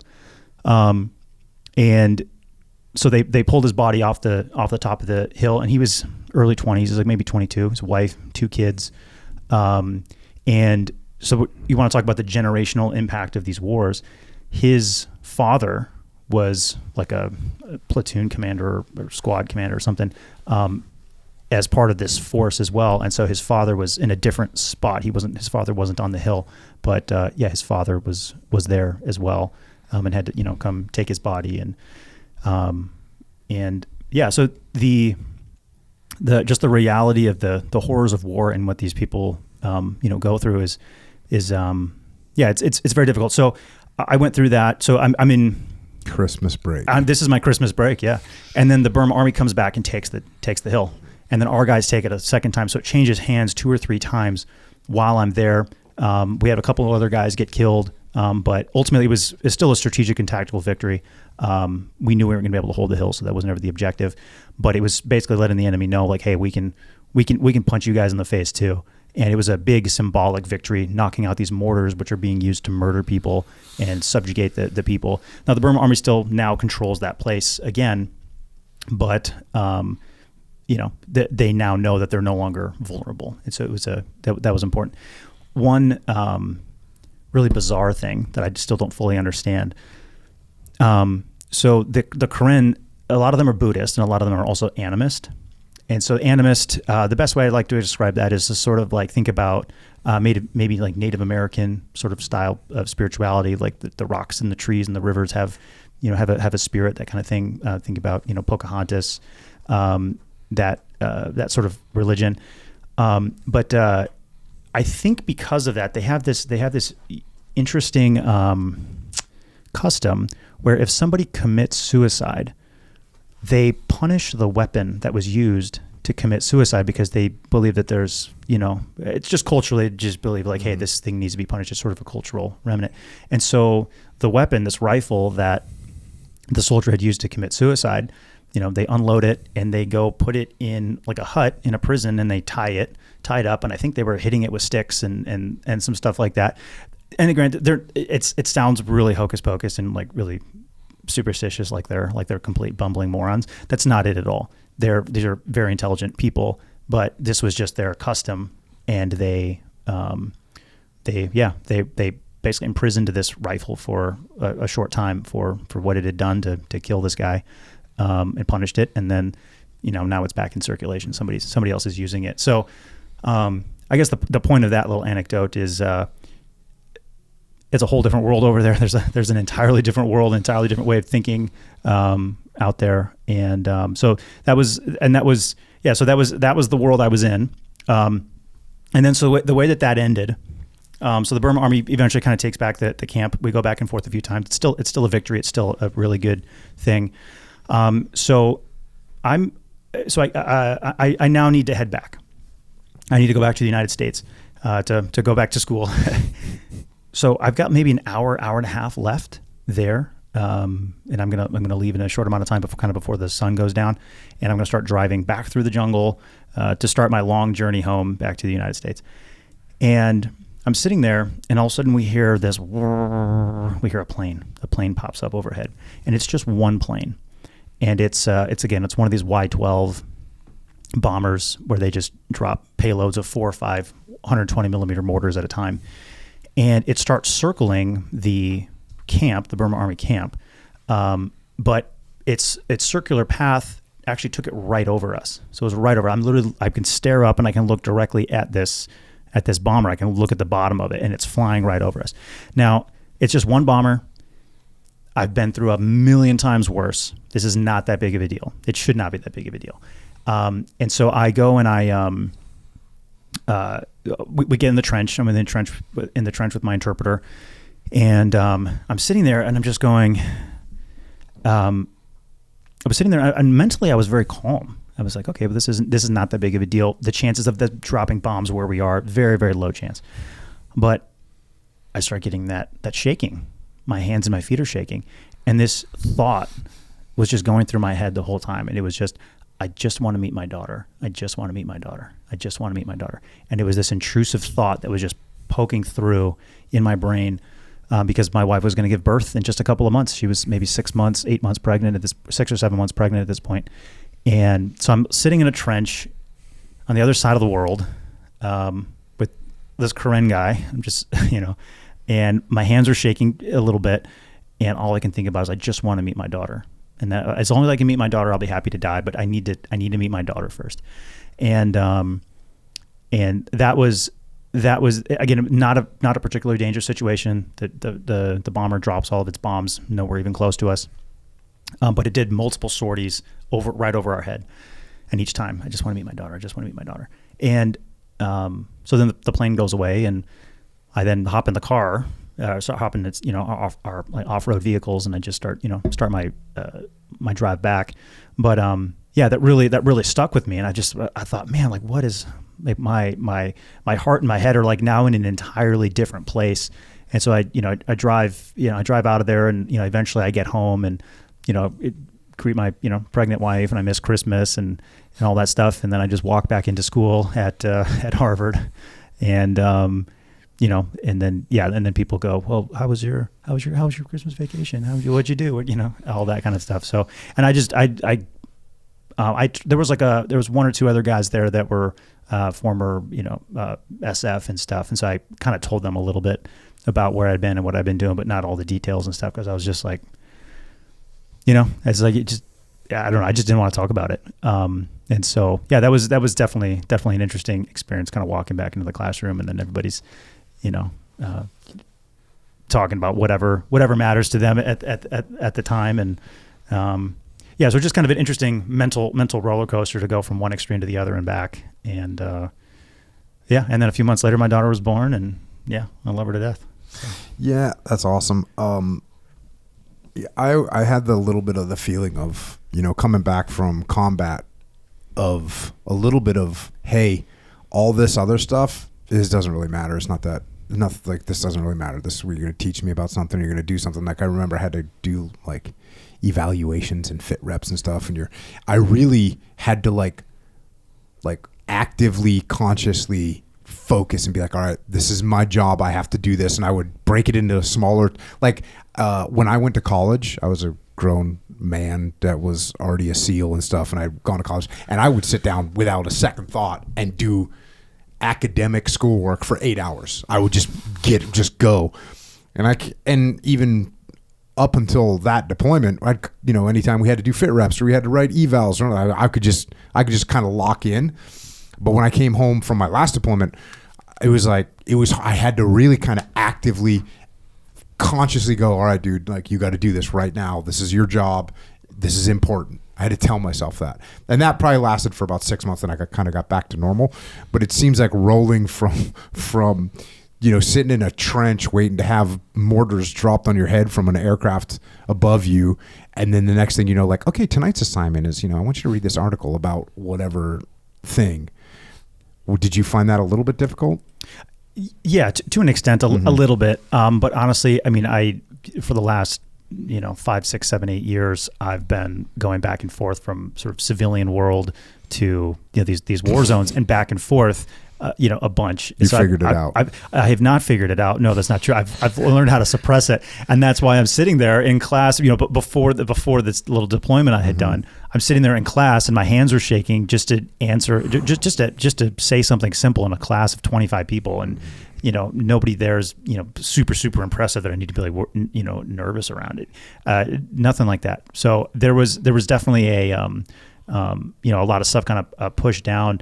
And then also too, I think there's this sort of a certain level of emotion and part of my brain and my heart that I didn't even know existed until I had a daughter. I just didn't even know it was there. And, one example was this past summer, I was, at home in Milwaukee, and a couple of my young cousins had come over. They're like 14, 15 years old. And then they had another one of my cousin's sons was there, and he's also 14 or 15. And so these three young men are there at the house. And my aunt said, hey, can you show them the video? And so there's a video of me getting shot by ISIS on this rescue mission in Iraq as a civilian. And so I was like, yeah, no problem. I'll use this as an instructional time because I don't really talk about that unless I'm doing fundraising or something. I don't talk about it. But and so I said, yeah, this is a great learning opportunity for the young men here. And so I sit the boys down in the living room. I have the video kind of ready to go on the TV, and I explained to them what was going on and sort of the context. And then I show them the video, and they're watching this, and these like 14-year-old boys, are just. They don't really know what to say. They're just like, what the heck? What are we watching here? Because keep in mind, in that video, there's, I'm getting shot. There's dead bodies everywhere.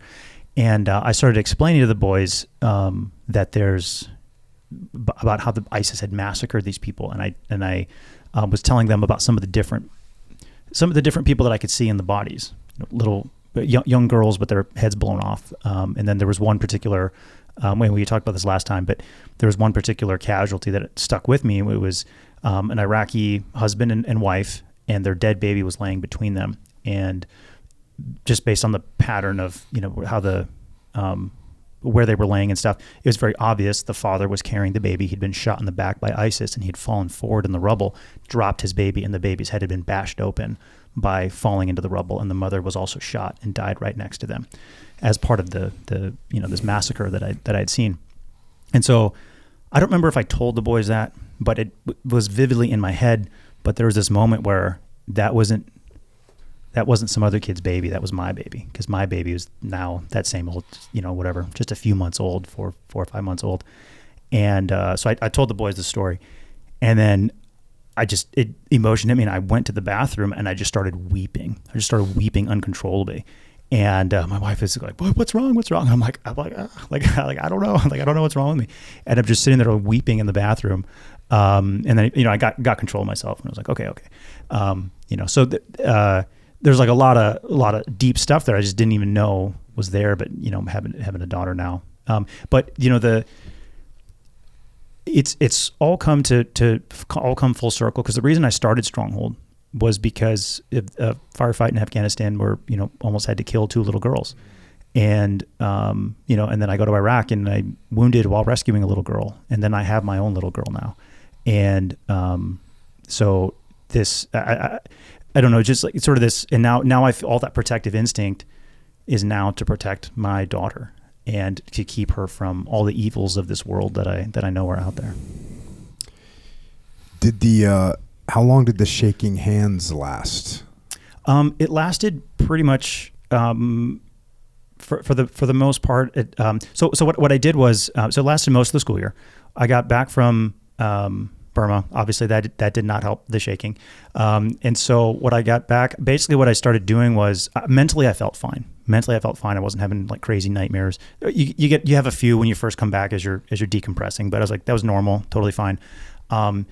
So what I started doing was just for a couple of months, I basically just started every morning. I would just wake up and I would just take a freezing cold shower and just force myself to not like wince or, not allow myself to shudder. And so that's what I did, literally just to get sort of control of my nervous system, just to force my mind to just stop the shaking and that helped. And so then since then it's pretty much gone away. I just needed to kind of get control of my body and my nervous system or whatever were just not linked up with my mind. So I just did that for, I don't know, maybe 2 months or so. And that really helped with the shaking anytime, my adrenaline would go up. Because mentally I felt fine. It was just my body was not reacting how my mind was reacting. It's interesting. You're kind of like a person, because the last time you were on, you kind of told the story of you had gotten to a pretty dark place. You were addicted to food. You weighed 325 pounds. Your life was just not going well. And you went to a hotel in Florida, rented a room, and you like parsed your life mentally to try and figure out what was wrong and how you were going to fix it. Yep. And you made those decisions like, okay, this is what's wrong. Here's my problems. And here's what I'm going to do to fix it. And then you fixed it. Mm-hmm. It's very interesting that you have this capability to assess yourself, root cause the problem, and then figure out what you can do to solve that problem. Yeah, I guess I probably spend a lot of time. I'm very introspective. I believe Aristotle said the unexamined life is not worth living, and that's one of my favorite quotes. And it's just I'm constantly trying to examine myself and just where am I at mentally? Where am I at emotionally? Why am I doing what I'm doing? Mm-hmm. Why am I here? Why am I there? Why am I doing this kind of work? And then also just trying to analyze anything that I'm doing, like how can I be more effective at this? How can I be better at this? And by no means am I a perfect person in any way, but it just I just think it's kind of maybe just comes naturally to me to try to figure out what's up. And sometimes it works. And the danger of that mindset is sometimes you can't figure out the problem, and so you're just spinning and you're just like, why can't I figure this out? Why can't I figure this out? What is wrong with me? And did you get any advice on the shaking? Did you read anything? Because the last one you talked about reading Russell Brand's book, and he had a book about addiction, and you figured out that you were addicted to food, so you read his book and like, oh, these are the protocols I'm going to follow. Yep. Did you have anything similar here with getting over this shaking of the hands? No, because I just sat and thought about it a bunch because I thought my mind is fine, but my body is not fine. So I was like, there's a split between my mind and my body, and that seemed pretty obvious to me. Because none of the shaking had happened before we'd been hit with these bombs in Burma. And so, and again, during the Burma bombings, we weren't like, we had, there was like a structure kind of between us and where these bombs were hitting. So it's not like I had TBI. It's not like I was concussed. There was nothing like that at all. It was just purely my nerves. And so I thought, okay, what can I do to calm my nerves? I'm like, well, go back to buds. You just got to sit there and just be calm. Just be calm. You're very cold. You're very tired. You're pissed off. You got a long, Monday night of hell week kind of thing. You got a long way to go, dude. So you just mind over matter. And so I just realized that there was a separation between my mind and my body. And I was like, okay, I just need to sort of force my body. I need to do something that's going to be very uncomfortable, that I don't want to do. And so I just did that ritually every morning for, like I said, like 2 months. And then that helped massively. What's the current status and the trajectory in Burma right now? So right now, the Burma army is starting to gain ground. And the reason for that, like I alluded to earlier, is both that Russia and China are heavily backing the Burma army. So there was a period from 2021 until maybe 2024, mid 2025, where the Chinese in particular, because they share a border with Burma, with the Kachin tribe up in the north, but the Chinese specifically were kind of playing both sides. They were going to see who was going to win, because at the time, back in 2023, 2024, it looked like the rebels might win, and it looked like the Burma army might fall. And so the Chinese actually gave a bunch of drones and weapons to some of the rebel groups to help them.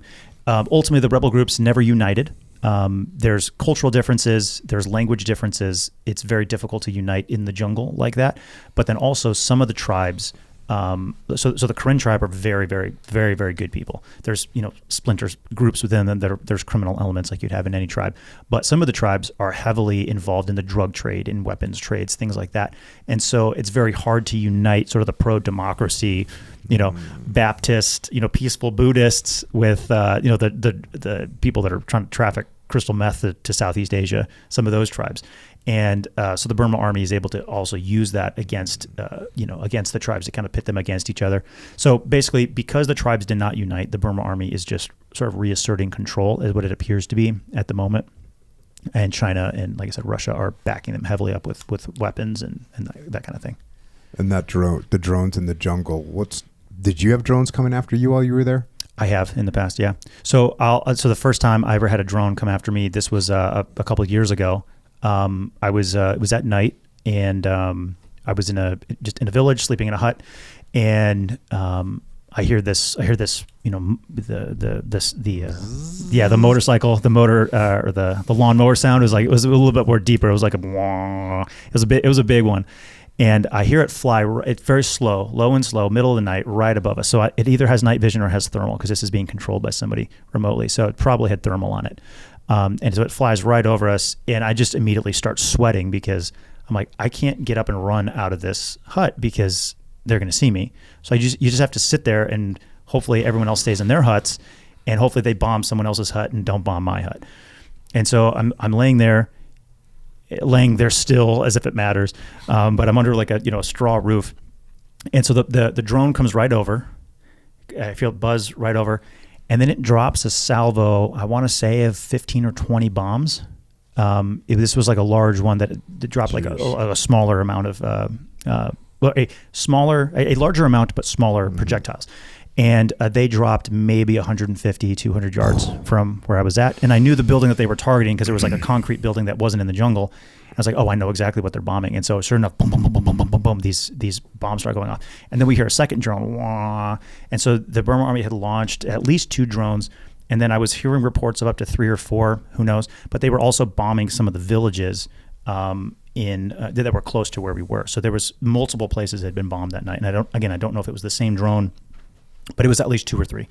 And so my interpreter, he comes running up to me, and we're like, dude, we got to go hide in the jungle because they're going to come back around. They're going to start bombing all these huts that we're in. So grab my AK, throw my gear on. I got my bolt bag, with my water and water and passport in it, and we just run into the jungle, and we can hear this drone just, and we don't know if it's right above us. We know it's on thermal. It was at a very dry part of the year, and so a lot of the leaves on the trees aren't there. So it's not like thick green jungle to hide under. It's like it's almost like fall time where many of the leaves are gone, and so we're hiding under these trees. We're like literally sort of hugging trees as this drone is trying to fly over, because we're just trying to stay under the branches so the thermal doesn't pick us up. And it starts boom, boom, boom, boom, boom, dropping bombs in this in this local area. And so that was not a pleasant experience, to put it mildly. So that was So we've been hunted by drones in that case, and so you talk about GWAT, Global War on Terror. We're used to, when our drones or our aircraft show up, we have what we call squirters, guys who run. They squirt, they get off target, they start running off target. That's you. I was that guy just grabbing my rifle and just sprinting into the jungle, just get away from the path of this aircraft. And there's nothing, and I mean literally nothing you can do to stop it. Horrifying. No, it's the worst. It's the absolute worst. It's being in combat when you are at least equal with your enemy is one thing, right? That's already terrifying enough, where you're relatively equal with your enemy. When you're dominating your enemy, it's kind of fun, right? You're out there with your SEAL platoon, and you're like, yeah, we're gonna go smoke these dudes daylight. I don't care. Like we're gonna crush these dudes. We're gonna call them the AC-130 and A-10s, and we're gonna own this. But then I was in situations in Iraq where we were sort of even with ISIS. So they're entrenched, they're dug in, but they don't have air power, but they've got rockets and mortars, and and we're sort of equal, and that was terrifying enough. And then now you go to Burma, and it's like, no, now you're the dude with an AK running through the jungle as bombs are going off everywhere. Yeah, and fast movers overhead. And there's fast movers. Strafing runs and thermal on drones.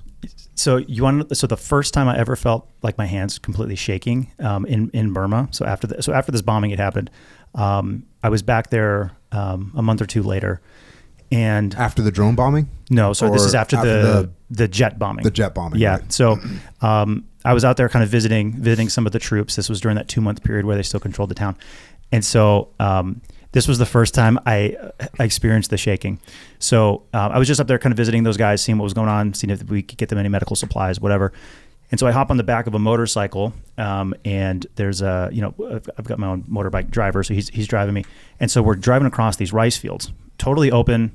There's like maybe a tree or two in the, over like the next like 2 or 3 square miles. So there's just nothing. And we got to go a mile to get to this village where there's, trees and stuff. So we're driving along, and maybe 200 yards in front of us on this just one road cutting through the rice fields is a tractor that's pulling a trailer with like maybe 20 people on the back of it, just villagers kind of going wherever it is that they're going. And I look at I'm watching them, and all of a sudden I see all of the people in the tractor just jump up and scatter, and they just start running. And I see them pointing, and I'm like, what are they pointing at? So I turn and I look. I'm not even kidding. 100 yards away from me, maybe 100 feet in the air, is a Russian Hind helicopter paralleling me, because I didn't hear it because we're, all the wind in my ears. And this attack helicopter is paralleling me. I look up and I can see the pilots. Luckily, and so keep in mind, I've got an AK on my back. I'm with like 3 or 4 other guys who have like rifles. It's super obvious that we're, part of the, resistance. And this attack helicopter is 100 yards away from us.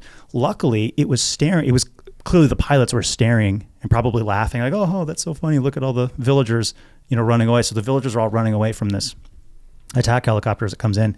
And so the guy in the bike, he slams the brakes. We jump off because we're getting ready just to scatter as well. And so I'm staring at this helicopter like this, it's like a dragon in the sky that can kill you. Just for a reference, Echo, this is the famous helicopter from like Rambo. Yeah, that's what I was thinking. Okay, cool. Yeah. Just 100%. Making sure you connect that. Oh, I'm with it. Freaking horrific. Yeah. No, it's horrifying. And so you're just sitting there.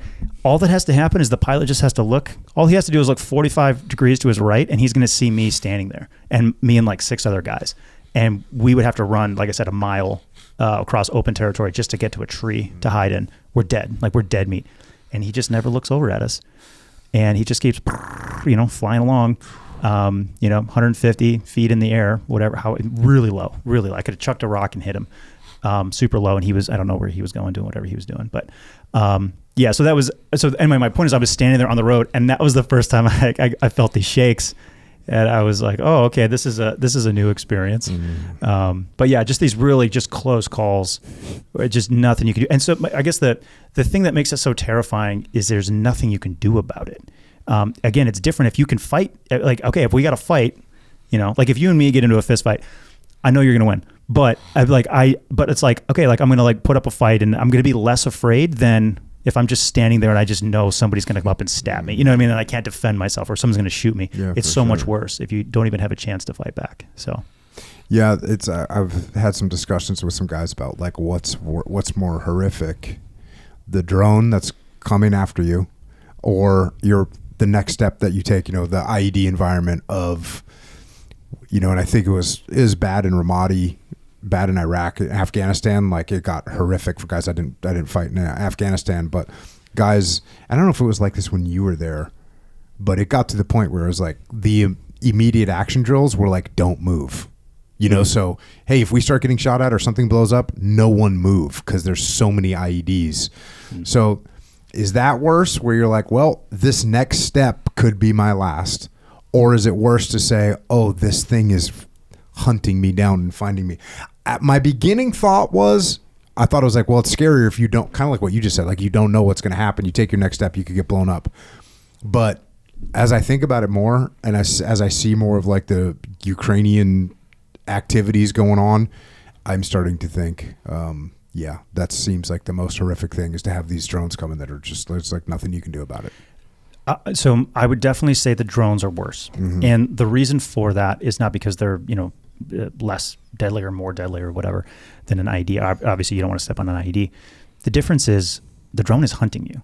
They're looking for you. They're called loitering munitions is sort of the technical term for it. So it's just sitting there. It's just watching. It's just watching. And once it finds you, you can jump into a trench, but it's just going to hit you from the top. You can run into a building. It'll just follow you into the building. And so it's sort of like being, you are the prey. It's kind of like the movie Predator, right? Where, like what's more scary, there's room that you shouldn't go into because, you'll get hurt, or this thing is actively hunting you and there's nowhere safe. And so that in my personal experience, for at least me, definitely worse being hunted by a drone that's on thermals at night looking for you. It's got a ton of munitions. There's just nothing you can do. And I've been in, a lot of different situations where there's, landmines and things of that nature. The only thing I could think of that was kind of nearly as freaky was, clearing an ISIS tunnel, because you're just kind of worried about getting buried alive.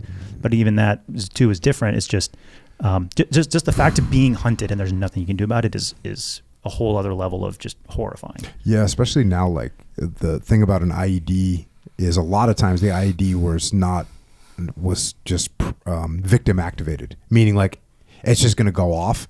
It seems like that's a little something that you can have a better chance against than another human that's trying to kill you. Like on the end of that drone is a guy that's looking for you going, oh, got one. And you're just in a video game and he's just going to roll that thing in. Yeah, exactly. He's just sitting there having a cup of coffee, watching you on thermal. So yeah, good luck. Good luck. Good luck running away. Yeah, definitely. So it would seem that it's almost impossible, or it will be almost impossible, for the Burmese army and the Burmese junta to get complete control over the Karen, right? Like, I mean, it's just insurgency, like a continual long-term insurgency. Is that what you see for the kind of indefinite future, is just continued insurgency? There will be continued insurgency, and the Burma army is not going to be able to control the hill regions. So the only reason the Karen even exist as a people is because of those hills. That's the only reason, because they are the Burma army is so much stronger than them. So they have a terrain and sort of home field advantage when the Burma army has to go in there. You go into the jungle. It's a whole different animal out there, and that place is heavily landmined as well by the locals, because that's their only defense is they're like, okay, well, there's 3 trails in here. We know which one is landmined. We know which one isn't. We know which ones are landmined, and we know which ones aren't. The Burma army doesn't know that, so that's the only way that like the Karen can even defend themselves in a lot of cases.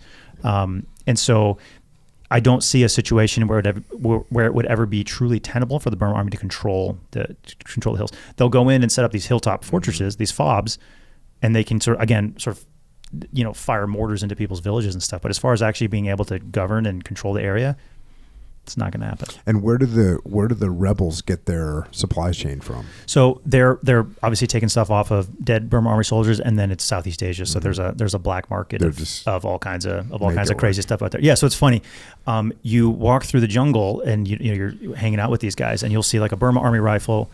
You'll see an M16 with like a serial number, that's, from many. Yeah. Which is actually funny. Some of the guys were doing like target practice with their M16s, and they were shooting a 25-yard target just to zero their weapons. And at 25 yards, the bullets, the 5.56 round was hitting the target sideways. Yeah, spinning. It was totally spinning just at 25 yards. The barrels were that shot out. What's even crazier is there are still M1 carbines, not the Garands, but the M1 carbine from World War II, standard. Our guys are still walking around carrying those, and I have a picture of one. I saw this guy carrying it. I was just kind of checking it out, and it was made in 1943. Dude. And that's his way to defend his village, is this M1 carbine from World War II. Freaking damn good weapon. Yeah, and it works great. It works great. Yeah. So that there's literally stuff there from the British and Americans being there. Yeah. So where do you see Stronghold heading? So right now, one of the things that we're doing is, like I said earlier, we have the only ambulances for an area inside of Burma that's larger than the state of Delaware, 1 million football fields. So we're constantly trying to figure out how to improve that and to save more lives as much as possible. The blood transfusions was a big part of that capability, because now we can extend the amount of time that we have to get a patient to where they need to go. But now we just recently, just over the last couple of months, have launched a new initiative where we're sending out mobile medics. So we're local people who are already trained they already have medical training at different levels. There's like all the way up to like the PA level, and there's sort of like community health workers and things like that who can administer shots and sort of assess people. And there's people who know how to deliver babies and things of that nature. So what we're doing is we're strategically hiring some of these different folks because they have this training. But when you're a subsistence level, when you're in a subsistence level economy, there's no job for you. Like, so you might know how to deliver babies, or you might be a physician's assistant level of training because maybe you went to school somewhere, but you have no medicine. So you're totally useless. And also too, your family has no money. So what does that mean? Well, it means you're going to go work in the rice fields. You're going to go try to hunt to bring home some meat for your family. You're going to just try to get, rice. And so what we're doing now is we are finding, because there's plenty, people who have this medical training or people who are like medics with like the resistance, sort of like combat medics. And what we're doing is we're bringing in medical supplies and motorbikes and basically putting them in sort of in places where it's harder to reach.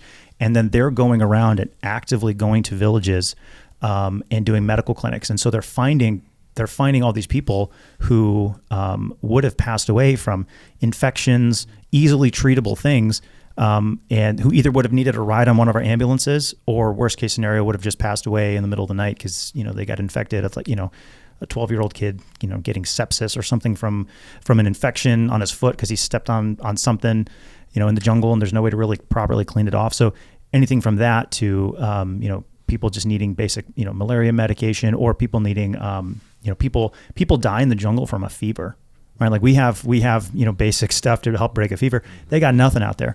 And so what we're doing is that's our latest initiative, and we're sending out a bunch of these mobile medics and incorporating them into our ambulance service as well. And so just over the last couple of months, we've had I should have looked at the most recent numbers. I'm going to say easily 300 patient interactions in just the last 1 or 2 months from these new mobile medics that we just launched over the last 3-4 months ago. So Charlie Mike with the Stronghold, continuing to make that work. And then another thing you've got going on now is you've got a YouTube channel / podcast. Is it a podcast as well, or is it just a YouTube channel? So right now I'm just putting it on the channel, but I'm going to be putting it out on Spotify and all that stuff. I'm taking it one step at a time. Yeah. And, in a world where there's definitely a lot of podcasts in the world and a lot of YouTube channels right now, and yours is called The Overwatch with Ephraim Mattos. And well, first of all, I've been listening to it, and it's freaking great. It's great because you're clearly a thinker. You're not hyper emotional, but you're not like completely detached from your emotions, but you have them in check. You've been all over the world. You've seen war up close and personal, not just from our perspective as an American, not just from the superpower, but from the other end as well, as we just talked about. And so it gives you give really great takes on what's going on. I know that the time that you spent at Harvard, I don't know what you learned there, but maybe that plays into it as well. You have a really good level-headed assessment of what's going on. I wouldn't say they're like reaction videos to, hey, what happened in the news today? I need to put the word out what happened today. But it's a little bit more strategic view of what's going on in various parts of the world. It's just great. So awesome. What made you decide to start that? So when I was at Harvard, I was trying to have conversations with different people from around the world, and obviously Americans as well. And we would talk about different geopolitical issues. So obviously over the last couple of years, there's been a lot of interest in, the Ukraine-Russia war, the Afghanistan withdrawal, Israel's war on Hamas and Hezbollah. Obviously right now we're dealing with the Iran situation. And so there's all these different geopolitical events that we as a society are having conversations about. But I realize we don't quite have, as a society, sort of the sort of mental framework for how to engage with this. Americans we tend to be sort of more isolated. We don't, we're neighbored by Canada and Mexico, so we don't really think in terms of, sort of global geopolitics. And so what I started observing was even people who I might agree with politically, they would just have these really bizarre takes on, what was going on in Israel, or what was going on in the Middle East, or what was going on with, like our border wars, or, narco-terrorist groups or whatever.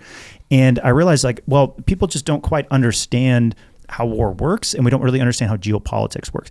And the counter example to that is, in America, everybody already has an opinion on what they, think about, let's say, abortion or voting rights or, any sort of domestic politics. So gun control, exactly. We have the nomenclature and the ability to sort of have those conversations. But what's happening right now is the United States and Americans in particular, are sort of waking up to the realization that, China's a threat, Russia's a threat. What happens in the Middle East does affect us. Yeah, we do have narco terrorists trying to get in here. Wait a minute, we just went and took, Delta Force just went and nabbed, Nicolas Maduro. Like, what the hell is that about? Like, is that legal? Like, how does that even work? So there's all these questions about how the world works. And so I thought, like, well, this is something that I can contribute to. And so I started while I was at Harvard, I just started a newsletter called The Overwatch. It's at theoverwatch.co as the website. And the idea is just to help explain geopolitics to Americans. And but then recently, over the last couple of months, I've been experimenting with basically making it into more of a video. And so right now, what I'm doing is once a week, I'm sort of putting together a 25, 30-minute podcast and just explaining, hey, here's 6 or 7 major geopolitical events that are happening around the world. And here's kind of how you need to be thinking about them. Because people don't really understand what's going on in Burma, for example, because I always get the question like, where is Burma? Like, what's going on there? And I don't get upset at all that people don't know where it is. I'm not, my mindset is not, well, how dare you not know? Like, you're living over here. I don't care. Or I do care, but it's like, I'm not judging people for not knowing. So what I want to do is I want to help. I'm helping to try to solve that problem. I'm explaining different little conflicts and things that are happening in Africa, down in South America. And I'm intentionally, the reason it's called The Overwatch, right? It's sort of a nod to my time as a sniper, right? So you provide Overwatch, and your job is to survey the entire battlefield and pass good information back to your commander so he can make a good decision. And so what I'm trying to do is I'm trying to give a good overview of what's going on in the world strategically, so you as the American voter or just you as the American citizen can sort of understand what's going on. So that your first time, hearing about, this past week, we took out an ISIS commander in Nigeria using airstrikes, and it was like a joint coalition. And again, immediately you hear people saying like, why do we have troops on the ground in Nigeria, and all this stuff. And so people just immediately don't really have the nomenclature or the ability to kind of discuss it intelligently, or they're totally shocked and surprised by it. So the purpose of the Overwatch is just for regular Americans. Here's what's going on in the world. Here's why it strategically matters to the United States. And I try to come at it from a level-headed point of view. I am politically conservative, and I am very pro-America, pro-Western civilization. But I'm not trying to beat over your head what to think. I'm going to tell you what I think about something, but I'm going to try to teach you how to think about these things. Let's talk about the geopolitical, ramifications of whatever's going on. So, for example, we just talked about Burma. Like, okay, well, why are Russia and China giving weapons to like some Burma army in the middle of Southeast Asia? Why does Russia care? Well, again, you look at a map and you suddenly realize, well, that gives them access to the ocean. They don't have to go through the Strait of Malacca. They don't have to, that gives them a huge advantage in the world. And they're thinking 10 years ahead, whereas Americans were only thinking to the next midterm election. And so I just basically, the purpose of the Overwatch and the podcast is just so people can understand what's going on, stay up to date. I'm not trying to get into, grievance culture. I'm not trying to be overly sensational about it. Did you make up the term grievance culture? No, I did not. Okay. I did not come up with that. I kind of like that one. Yeah, but that's what it is. There's this grievance culture. Everybody's playing victim, or they're blaming everybody else for their problems, and I'm just not interested in being involved in that. Yeah, I was telling you before we hit record today about the podcast that Echo and I did. It was called "What's Going On," and one of the things that I pointed out was the fact of when you start looking at the forces that come into decision making and how many there are, and I think I brought this up on the podcast, but the amount of forces that are in play when you have to decide where you and your wife are going to dinner, right? You and your wife are going to go to dinner. Like, there are forces at play there. Hey, what, have we been to this place before? She liked it, I didn't like it, or I liked it and she didn't like it. What's our financial constraints right now? What's our time constraints? How long is this going to take? What about the time 3 years ago when I took my wife to a restaurant and she didn't like it, and then we had a bad experience of the whole, like, you got all these things to try and weigh and try and figure out like where you're going to go to dinner. And that's just you and your wife going to dinner. So now we start talking about some major thing happening in the world, some major world event going on, Iran, Venezuela, Nigeria, like you name the place, Sudan, like you name the place. And all of a sudden, people just chime in as if they have calculated all those variables, all these variables that they probably can't even name 3% of the variables that are in play when you talk about these types of things. And so to think like, oh, well, that's bad because of this one reason. Well, there's a whole lot more everyone needs to know. And that's what I took away from your channel, your YouTube channel, is you're giving some very good nuance. And by the way, anybody that thinks they can sit there and predict how things are going to go is an idiot. If you think you're just going to, well, if we do that, this is going to happen. You have no idea what's going to happen. You don't know about the morale of the maintenance crew that's working on the Iranian drones. Like, how do you know that? Like, and that plays a real role. That's a real thing. So if you don't know that, well, how are you making predictions about what's going to happen? It's very, very difficult. And so to think, you know what, I'm just going to listen more and not try and pass judgment on what's going to happen, but instead I'm going to listen and try and assess what's happening rather than pass judgment on what's happening. And it seems to me that's sort of what your take is. Like, hey, here's an assessment, not so much a judgment, but hey, here's what's happening. Could go a bunch of different ways. And I definitely like that. I also think it's interesting for you to be what'd you say, a semi-conservative guy and pro-American, and yet you've spent like literally years of your life in trenches in Burma trying to defend this native population from oppression. Yeah, absolutely. Well, one correct. I would say I'm actually very, very politically conservative. Definitely not semi-conservative. Very conservative. But I don't see a big difference between. So here's the thing, And I think we as human beings need to be loyal to certain principles and certain ideals, and you need to be loyal to humanity as much as you realistically can. Right now, your loyalty needs to go to, for me, my loyalty goes to God, family, country, and then other people's countries. But so what I'm doing when I'm overseas is I don't see, okay, so.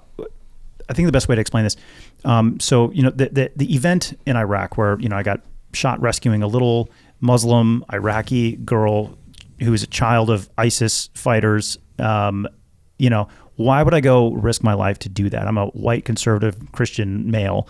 Like, why would it's like it doesn't make sense in the modern mind why I would be willing to do that. It's like, well, because she's human and because it's the right thing to do. And because it's the right thing to do, that's what I'm going to do. So for me, I have there's no cognitive dissonance in my head to go and serve other people and help other people. To whom much is given, much shall be required. I got to grow up in America. I got incredible training as a SEAL. I was able to fight for my country. And now I've noticed that there's other people in other places that could use my help, could use my background, could use someone to stick up for them and say something for them. And so that's what I'm doing. So I have no cognitive dissonance on that. I think it makes natural sense based on my values. And then specifically around the geopolitics stuff, I see all this infighting and everybody having super strong opinions. One of the things, so I'd already been writing the newsletter, but I was in the process of kind of setting up the video concept and as well, because keep in mind I'm still working full time running Stronghold, but it was during the whole Iran thing was going on, and I saw this fitness influencer woman, a nice person. I'm sure she's a wonderful person, but I saw this fitness influencer lady, and I'm like, why is she popping up on my feed? And so she's got this video about the Strait of Hormuz, and she's got this 35-minute video explaining the Strait of Hormuz, and I thought, I got to click on this. So I click on it, and again, she's just reading off of a teleprompter that somebody else had gone to ChatGPT and it explained, what the Strait of Hormuz and why it's strategically important. And it had to have had 1 million views, 1.5 million views. And I got a little frustrated with that because I just thought, nice person, totally get it. This is what's trending. She's going to make a video about it, whatever. But I just thought, okay, we as Americans deserve better than to be getting our geopolitical analysis from somebody who's never fought in a war, has never served in the military, is not educated on these things, doesn't read books about these things. 2 weeks ago, had never even heard of the Strait of Hormuz, let alone the Strait of Malacca, let alone, like whatever, all these different places. And so I just thought, okay, anyway, that just kind of helped sort of add fuel to my fire that I'm like, you know what, I gotta start, speaking up about this kind of thing. And really my goal, I'm sort of an educator at heart. I really enjoy teaching people things. I really enjoy philosophy. I love, trying to figure out where I'm wrong about something. I'm very comfortable admitting if I'm wrong about something.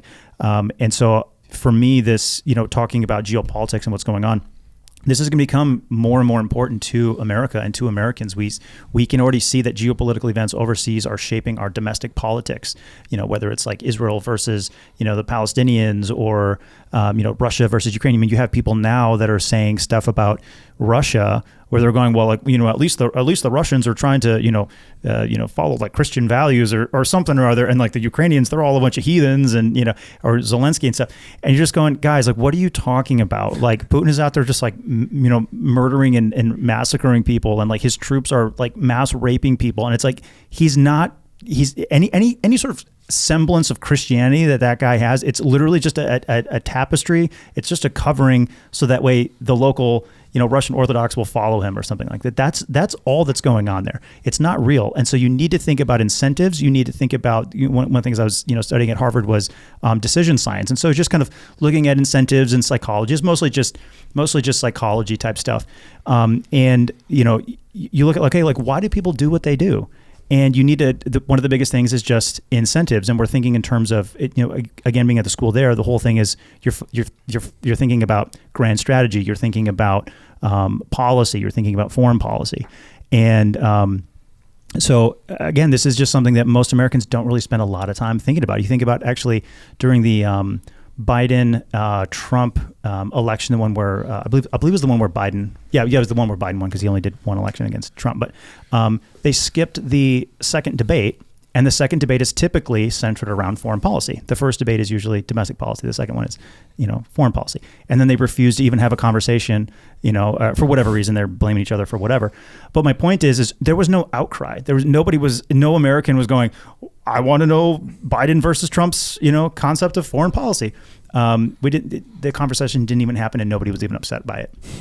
But it really matters because it matters to our borders. It matters to our trade policy. It matters to our security. It matters where we send our troops. It matters, it matters as China expands, as Russia tries to expand. We're looking at Iran right now, having a vice grip on this vital waterway, directly affecting you at home. So there's that, but ad infinitum going on in the world. And then and then don't even get me started on like the mineral wars and drugs and all that kind of stuff, and then human trafficking. And so anyway, so there's so much there to kind of look at and just sort of generally be aware of. And that's my purpose with the Overwatch, is to basically just try to help people kind of understand a little bit without being all overly hysterical, but while still taking a clear stance. Like, I'm pro-Western civilization. I'm not going to sit here and pretend like we have some sort of moral equivalence with the Chinese communists. We don't. We're better. Screw those guys. And we need to win. We need to beat them on the global stage. And that's what I'm focused on talking about. Yeah, it's better to be a friendly bully in the world. You know what I mean? Like, yeah, hey, if you should be a friend. Hey, if you're the biggest, strongest bully, but you're cool to everyone, life is good. Mm-hmm. If you're out in the schoolyard and the one bully is you, and you let everyone play hopscotch and you let everyone use the jungle gym, cool. But the minute you get overtaken by another bully who decides, oh, only I get to play hopscotch, or only these people can use the jungle gym, now we have a problem. And by the way, there's nothing you can do anymore because you're weak. And so you need to be the benevolent bully in the world. That's my political stance when it comes to that. And also, from a neighbor perspective, you look, what your neighbor's doing is their business. But at a certain point, if you let your neighbor can get to a point where it's going to impact what's going on in your street. You can't sleep at night because they're having big parties, or whatever the case. Their yard is, a fire hazard. And so if that starts to happen, you got to go, hey, listen, I don't really want to interfere with my neighbors, but my neighbor's behavior impacts the way I live my life, and we need to come to some kind of an agreement where it works. Mm-hmm. Now, another just to bring up one more thing that I thought was a really interesting take. You on one of your podcasts, you were talking about the woman that basically defected to Iran, and she went from being like an Arabic or a Farsi linguist of some kind in the Navy, right? In the Navy or Air Force? Air Force. In the Air Force, she joins the Air Force. She becomes a linguist. Was he Farsi? Yeah, Farsi. Learns Farsi, converts to Islam, and eventually becomes a spy. What road does it? What does the algorithm look like that causes that to happen to her? Your assessment. Yeah, absolutely. So I'll just add a little bit more context to you, a little bit more flavor. So this is her name is Monica Witt, and right now, to be clear, for legal reasons, she's suspected by the FBI of allegedly spying for the Iranians. But she's white, grew up in a relatively Christian home, joined the Air Force, became a counterintelligence specialist, ironically. And so then during one of her deployments to Iraq, she started to read the Quran so she could understand, the culture. She was trained in Farsi at the Defense Language Institute here in the United States. It's where we send our military folks to learn foreign languages. And then after she got out of the military, she got a private sector job. I'm not really sure what she did. But during that job, she went to 2 different conferences in Iran, which are basically just propaganda conferences put on by the Iranian government. And when she was there, she actually converted to Islam on Iranian state TV. So there's a video of it out there somewhere, I'm sure, of her actually converting to Islam. And then while she was there, she was then sort of recruited by the Iranians to spy for them. And so she came back to the United States and started gathering information. And I don't know what her job was, but she had a top level clearance job somewhere in the private sector having to do with intelligence. And then the Iranians, they arranged for her to be able to go back to Iran. So she moves back to Iran. They get her set up with a computer and all this kind of stuff. And then she started giving the Iranians all this intelligence on her coworkers and the bases that she worked on and all the different private projects that she has access to and this top secret clearance and all that stuff. So And so right now the FBI is offering $200,000 for any information that leads to her arrest or whatever. So, and again, this is all alleged. So, she has a right to a fair trial and all that. But the way that this stuff happens is people become disillusioned with their own life. Obviously, I don't know the specific instances, whatever might have happened to her in life. I don't know. I'm not going to try to make a psychological evaluation of somebody I've never met. But what I will say is if you are not living your life by principle, and if you are not explaining to people why America is the better force in the world, if you are not giving people the understanding of why that is and like why freedom is better than these other tyrannical ways of life, you will become easily susceptible because we take these things for granted. As Americans, we take the idea of private property. We take that for granted. Like we don't even understand. No. You go overseas, there is no private property. The tribal leader, he'll just take whatever belongs to you because it belongs to him, and there's nothing you can do about it. And we don't even understand that concept, and so. What happens is people like Iran or Russia or China or just any nefarious actor, because we also have freedom of speech, you can reach the American people and you can tell them anything that you want to. And if you are not grounded in your beliefs, if you do not understand why America is exceptional, and we are exceptional, if you don't understand why America is exceptional and why we have set things up the way we set them up, you become very susceptible to somebody coming along and going, well, is that really the way it should be? Well, what about the inequality? Well, what about this? Well, what about that? And you've never thought of these ideas before. And so then you go like, oh my goodness, my entire society has lied to me. And I remember that one time that somebody did something mean to me. And so now all of a sudden your heart turns against the very thing that, your heart should have been, engaged with. And so then that's how people become susceptible to being recruited by these foreign adversaries. And then we also need to talk about that a little bit too. You look at modern warfare. We're talking about drones. We're talking about coming up against airstrikes and stuff. The intel battlefield now, the sort of counter intel, sort of propaganda war, is now in everybody's pocket. It is in your pocket. Think about just this Iran war going on right now. So Iran turns off the internet, right, for multiple reasons, but they then start pumping out all of these propaganda videos on social media, and they're making Lego videos, they're doing all these things to try and change the minds of Americans, and it's working. We saw Hamas do that. So Hamas goes in and kills a bunch of Israelis, commits per capita an attack that's 40 times worse than 9/11, and then all of a sudden they play the victim and they're pretending like, oh my goodness, why are the Israelis coming in here to get their hostages back? How dare they do that? And then but all of that information is being pumped into the brains of anybody who's willing to pick up a phone and look at it. Meanwhile, we don't have the ability to get them the same information, right? It's like you're not able to tell the Iranian people like, hey, life's better over here, right? Because the information control. If you look at China specifically with TikTok, the TikTok algorithm in America is entirely different than the TikTok algorithm in China. So in China TikTok, you're not going to be getting dumb dancing videos and anti-America, anti-Western civilization propaganda. No, you're going to be getting, entirely different stuff. The teenagers there in China, you're going to be getting pro-China stuff. You're going to be getting pro-China history. You're going to be getting things that are less brain draining for you. And they're intentional about that because information does matter. So my point is, if you go back to World War II, think about this. Think about how World War II might have changed if Hitler every single night in perfect English was able to talk to the entire American population. Anybody who wants to tune in can listen to Hitler give a speech anytime he wants to. And he's going to try to change the hearts and minds of Americans and try to get them to like, you really need to come over here. What, you just stay over there, whatever his mindset would be. It'd be an entirely different world, but that's the world we live in now. Putin and anybody who works for him can put any kind of information on your phone anytime they want to. And same thing with China, same thing with Iran. And so you as an American, you now are part of the propaganda machine. It's no longer this foreign intel op. It's now in your social media, and people need to be aware of that. And again, that's another reason why the Overwatch is important, because it's like, all right, let's take a step back. Let's take a level-headed look at what's going on geopolitically. What are the incentives? What's actually going on here? Why does this matter to America? And being able to just explain that in a calm, intelligent manner, I think is so important right now. Yeah, I couldn't agree more, man. Great assessment. And yeah, the thing's great. I guess how's your physical health, bro? Been pretty good.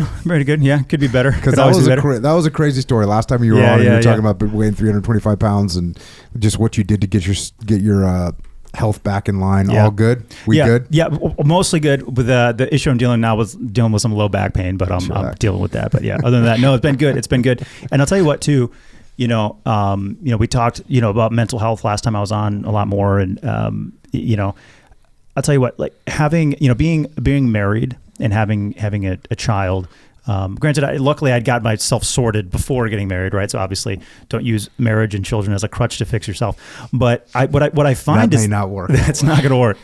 But what I found is that, the responsibility of taking care of my wife, taking care of my daughter and another kid on the way, that responsibility, if anything, that brings this higher level of happiness, of contentment. You wake up in the morning, you know exactly what you're supposed to be doing. I got to take care of my wife, got to take care of my kids, got to take care of Stronghold. Gonna do something for Overwatch today as well.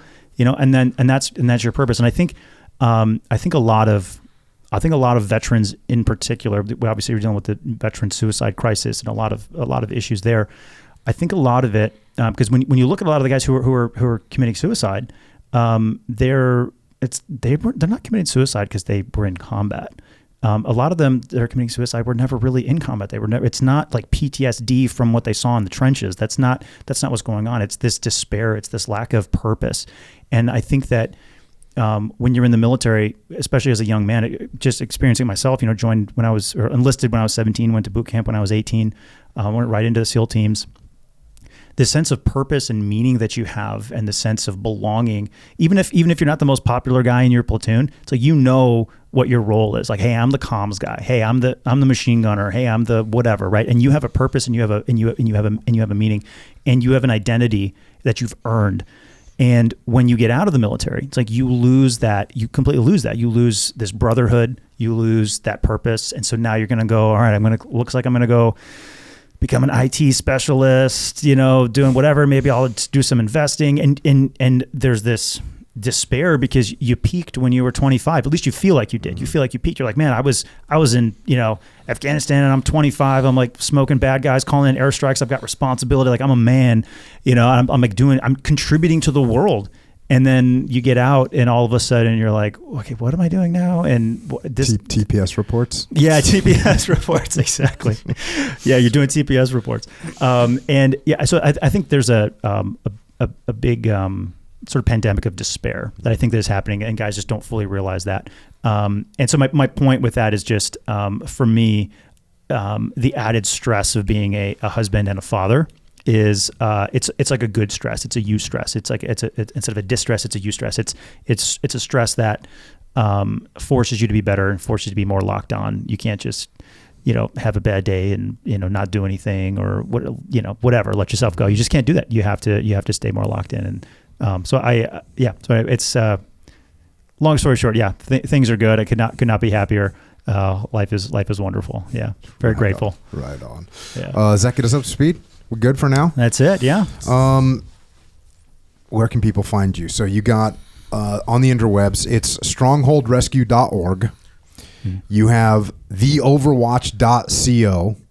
And then on YouTube, you've got The Overwatch with Ephraim Mattos. Yeah, people can just type my name in, Ephraim Mattos. I tried that, and it's actually doesn't come up for a while. Oh, okay. So you'll get like 50 videos from Andy Stumpf and me and like a bunch of other people. Yeah. But as far as your actual show, I think you have to put in The Overwatch with Ephraim Mattos to get it to populate in there. Because I tried it. Yeah. But it's great. It's great. I'm a subscriber. I'm on the newsletter.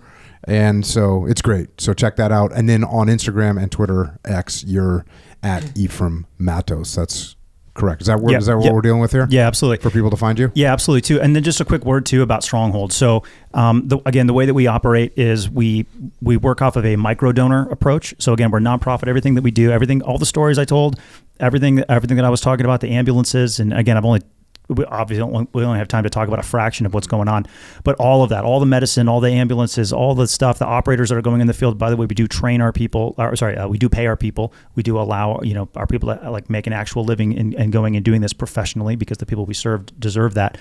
So the way that it all functions is 80 or 90% of the money that we bring in comes in just from monthly micro donors. So so if people are interested, they can sign up at strongholdrescue.org, and we ask if you want to pitch in $1 a day, $20 a month, something like that. And if you do, we'll send you a Stronghold t-shirt. It's the same kind of t-shirt that our guys wear in the field. And on the back, we have our motto: the only thing necessary for the triumph of evil is for good men to do nothing. And if you want to help be a part of that, we would greatly appreciate it. And people can check that out at strongholdrescue.org. Strongholdrescue.org. That's what this is all about. Echo, any questions? Yeah, this is just for my own curiosity. So how long... Oh, here we go. He's pulling up the mic. I'm like, all right, here we go. Here goes 45 more minutes. How long at a time do you go over there?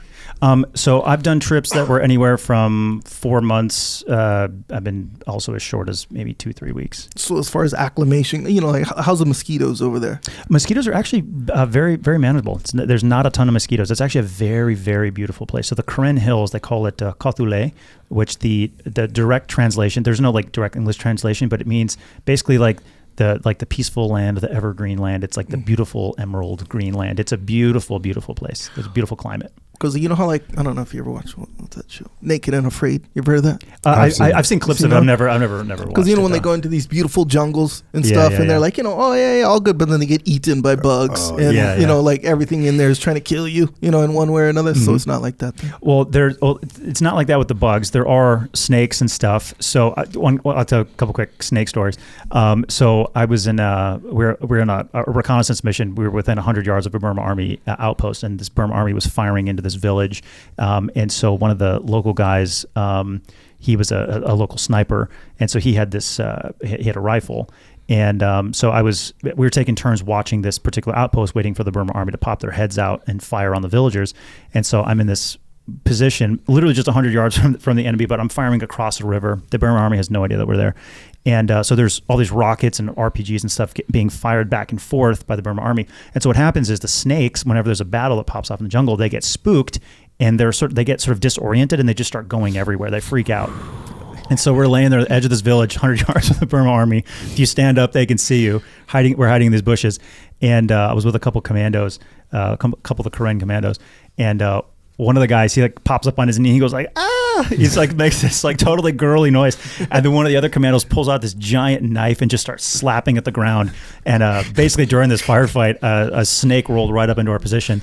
And then actually, the Harvard Christmas deployment, I was airstrikes coming in. We hear the aircraft is coming around, and I got to jump into my trench. And so as I go to jump into my trench, I see a scorpion right on the edge of the trench, and so I have a K-bar. It was actually my SQT graduation K-bar. Yeah. And got your first kill with that thing. So I slap at it. I try to stab it, and I'm like, I need to get into this trench, so I go to slap at it. I miss the scorpion, and then it falls right into my trench where I got to jump into. So I'm sprawled over the trench as this aircraft is coming in, and I'm stabbing at the ground. Eventually, I kill the thing, and then I jump in as this gun run comes in. It wasn't a close gun run, but you never know until the last second anyway. That's crazy. I was just at we did a battlefield review of Chancellorsville and Fredericksburg, and I was doing a bunch of reading before I went out there, but one of the things I was reading about is when Jackson is making his flanking maneuver on the Union troops, and the Union troops had no idea that he had to walk like 14 miles. He did it in a very clandestine way, so they had no idea. And there's a Yankee guy, a Union guy, that wrote like they're sitting there, and all of a sudden from the wood line comes all these like squirrels and rabbits and deer. They like come out, and he's like, oh, that's weird. And it took him 3 seconds to go, oh, that's weird. Why are all these things? Oh shit. Man. Because there was 30,000 men were online coming their way and just drove all those animals out, and the guy sees them all break out in the field and goes, oh, that's weird. I wonder what oh shit. And sure enough, there it was. Yeah. That's incredible. So that's kind of weird with the snakes getting disoriented and just going anywhere. Yeah. Other times I've been in trenches and the snakes are coming right at you, and you're like start slapping the ground and throwing stuff at them. You're like, get away from me, man. Yeah. Not the deal. Yeah. You hear about all the experiences and stuff, and then for someone who's has never been there, you got all these little details that are significant, in my opinion. Like, bro, I bet because you have these huge, crazy, risky missions, but on top of it, you got the wildlife and everything else in there. Yeah. But that's way secondary compared to what you're doing. So a lot of us, we don't understand the full picture. You see what I'm saying? Yeah, no, absolutely. Like, even your most minimal conflict scenario, which is like stuff that you're not even mentioning, the snakes and stuff, is like one of our real kind of spooky days back here. You know what I'm saying? You want to hear something else that's freaky too? So there's these tree leeches in Burma. So you get in the water and there's leeches and they'll latch onto you and suck your blood. There's tree leeches, and they'll sense you walking, and then they'll sort of drop from the trees to try to drop on you. So they're pretty small. It's a little freaky. I've only seen them a few times, but there's been a few times. Or like crossing rivers, you get out and there's you look down, you're pulling leeches off, and I've got like videos too of like leeches sort of like inching along my hand, and I'm just kind of looking at it. Yeah, it's definitely interesting. That reminds me of the first time I saw Jurassic Park. I saw it in the theater, but I was on my first deployment in the teams, and I'd done like a trip to I hadn't gone to Pan. I'd done a trip to Thailand. I'd done some time in the jungle in Guam, and like I knew how just everything that you're saying, Echo. Like I knew 100%. Like mosquitoes, snakes, hot, freaking coral under your neck, just totally like a tough environment. And then in Jurassic Park, they're walking for a while, and then there's like, hey, we're gonna sleep here, and they're just like all laid down, on the ground. I'm gonna get some sleep, and I'm like, this is bullshit, man. Being in the J is freaking harsh, man. Yeah, the J is extremely harsh. Yeah, it's not a fun place to be hanging out if you're not properly equipped. Yeah, it's horrible. And I use that term because when I first got to SEAL Team 1, we used to have the Australian SAS exchange guy there, and so he would talk about when you're going out in the J, mate. Oh, that's great. So that's why I still call it the J. And then in Guam on my first deployment, there was a bar, and it was called The Jungle. So you can guess what we all called that. Called thing. it the We J. called it the J, right? That's so funny. So I did 2 platoons at Team 1, and my second platoon was to PACOM. We were based out of Guam and just doing training foreign forces out there. But we started calling it the J, too. We just started calling it, and I don't think anybody had heard that anywhere else. I think we just started calling it that. So it's just real quick. Everybody's like, it's the J, dude. Until you've been in there, you don't know. You don't want none of that. Apparently, Echo don't want none of the J. Probably not. Totally fair. Totally fair. My dad was in Jurassic Park, by the way. So What was he playing? Yeah, background actor.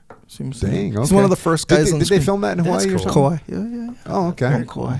He's one of the first guys on screen. Well, Bro, like this is kind of a big deal. Why are we just learning about this right now? I might have mentioned it in that first opening scene when they're like, he's explaining to him, they're trying to walk over the rocks and stuff, and you have all the native kind of workers there. Is he one of those native workers? He's one of them who walks by. Yeah. Old school. Man, that's pretty cool. That's pretty cool. He's still cashing those checks too, I bet. No, I don't know. Maybe. He was actually, my dad was in pretty much all the movies shot on Kauai. Pretty much. Name like 3 other ones because I don't know how many. So Outbreak, that's another one. Okay. Keep getting Jurassic Park, and then there's one more I forget.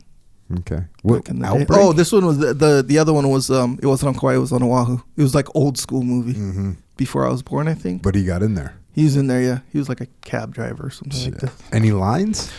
I don't think he had any lines. But still looking good. Looking good. Yeah, representing and looking good. Big time. That's great. Any other questions, Echo Charles? That's it. Good to see you again. Good to see you. Right on it.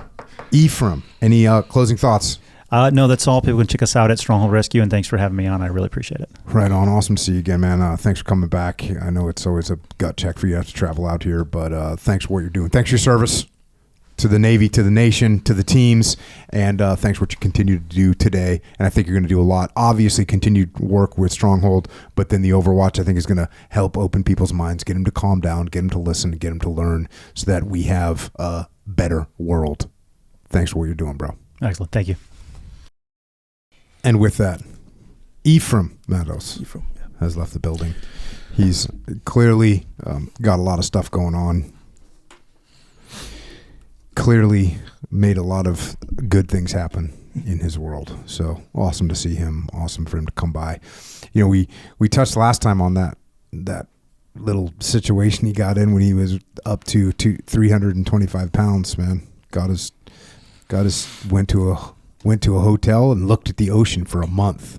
Started working out, figured out what his problem was, food addiction, the whole 9 yards. Got to get after it. Yeah. But you got to be careful. Yeah.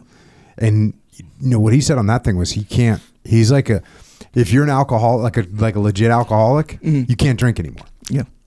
If you're a legit heroin addict, you can't be like, you know what? The third Thursday of every month, I like to shoot up. You know what I'm saying? You can't do it. I know what you're saying. The tweakers, they're not like, hey, you know what? Saturdays are good for meth. No. Because it gets me fired up for Saturday. No, you can't do that. It's different. And so he straight up was like, no, I can't. He can't have the sweets. Can't have them. Or he'll just be like full fiend activity. Now, what we can do is we can eat stuff that's good for us. Yep. I got some good stuff for you at Jocko Fuel. Check out jockofuel.com. We got protein. We got energy drinks. We got this right here, this hydration, which tastes so good. It's kind of a sweet. I worry if someone is addicted to it, they could get addicted to it. But it'd be healthy, so they'd be good to go. No red 40 or whatever that is. Red 5, red 40. Red dye 40? Red dye 40 and yellow 5, I think, is the two major ones. We don't use either one of them. This one's clear. Because it's clean. We got the best protein powders. We got the best stuff. So check out jockofuel.com. And by the way, you can also just go to your local retailer, wherever you buy your groceries, wherever you buy whatever. There's a decent chance there's Jocko Fuel in there. So go get some. Also, originusa.com. We don't want to support Chinese communism. It is very oppositional to what we believe. We believe in freedom, they don't. We believe in liberty, they don't. We believe in individual prosperity, they don't. They believe the state. So when you go and buy something that's made in China, you're supporting slavery, lack of freedom, oppression. That's what you're supporting. So don't do that. Buy American made. And that's why you go to originusa.com and you get a pair of jeans, boots, hoodie, sweatshirt, gi, rash guard, training gear, hunt gear. You can get it all there. And it all is guaranteed to be 100% communist free. It's true. originusa.com. Go get some. Yep. Also, don't forget about Jocko store. A little bit of hyper on Jocko store right now. Sugar-coated lies, the shirt. Okay. So people seem to like that shirt. So we released it to the wild. Like I've been mentioning this for the past few weeks. So, the people on the email list, they got dibs. We sold out, unfortunately. But I did another rush order. So, we're still available. We're still rolling with it. But you do have to kind of hurry up because they sell out like super fast. Anyway. Yeah, that's a good one. Sugar-coated lies. Do you want to defend your use of AI in your promotional video? No. I mean, no, I don't. Okay, depends on what you mean by defend. To get everyone up to speed, Echo Charles made a video. Yeah. In the video, he utilized some level of AI to make a creature eating a donut. Yeah, accurate. And there was commentary on your video that said, well, a lot of it said, cool, go, great shirt, blah, blah, blah. But some of it said, why are you using AI? Why aren't you paying an artist? Why are you destroying the world? Echo Charles. Yeah. Oh, yeah. Close. So I want to give you a chance to defend yourself. Sure. And your use of AI. First off, I would have to clarify, and I kind of tried to because it did hit me after a little while. I'm like, wait a second, is it... You got triggered. Got triggered. No. Oh, you did? Follow me. No. You didn't get triggered at all? No. Okay, cool. Well, I'm the artist.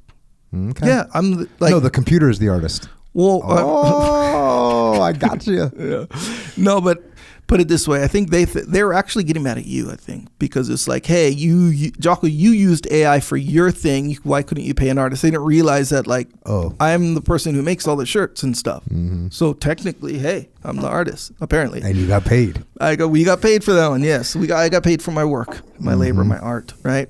Now, we made a video voluntarily. I made a video, and I used for the B-roll of the video, I used AI to make a guy chomping a gross donut, make it extra gross and slimy, disgusting. It was a good way to do it, I thought. Sent it, yes. So people got jarred, we'll say, by the AI. Usually it's going to be a creative type, which I understand. But that wasn't the whole thing that kind of made a question mark come in my head. Mine was like, hey, are they mad because the video was made with AI? Or do they think that AI made the shirt? Because that'd be way different. See what I'm saying? So I didn't know because someone was like, oh, Jocko's using AI sellout. I was like, bro, that was just a video, fun video about a shirt that we're selling. Like, we're not, So I think, oh, man, they think it's the shirt. So I kind of went in there. I was like, shoot, because that's Once you clarified it, did it get cleaned up or no? Did people say, oh, okay? Well, or was people still mad at you? I just found one of the comments, and dude, you finally got some haters out there, bro. Yeah, Life's been too easy for you. No. You finally got some haters. Yeah, and you wait. Now that I think about it, you've always had your haters. Yeah, and you've always had your haters. People that didn't want to hear Echo's opinion on anything. Yeah, man, it's fair. That's fair. Jack. And I don't even think it's haters. I think it's an accurate look. If someone's watching Jocko podcast and they hear me chiming in and they don't like that part of it, that's accurate. That's accuracy from the field. You see what I'm saying? That's accurate feedback. True. Look, I agree with a lot of that. Hey, man, let's face it. Sometimes I agree with it. So I'm not mad at that. I'm not mad at factual feedback. It's not like they were like they really loved it, but just for some weird reason, it doesn't work like that. You see what I'm saying? These are real. This is real feedback. So, I asked somebody, like one of the people. I said, "Oh shoot, do you think the video is? Are you mad about the video being AI, or the fat guy in the video, whatever, being AI, or do you think the shirt was made with AI?" And then he said, "Oh, I think it's the video everyone's mad at." And I was like, "Oh, all right. Well, hey man, fair enough. I think the jarring nature of the AI-ness, maybe that's what's called the AI slop. When it's like, bro, this is AI just for the sake of AI. So if it lands like that, it's like, okay, cool, noted, man. Doesn't change the fact the shirt was still dope. I like the video. I thought it was cool as hell. I was surprised when the comments were very hateful towards Echo Charles. It was more against the AI, but I didn't see my name. Yeah, that's true. Actually, you're right. Do people even know that you do any of that? I think a lot of times they don't. Yeah.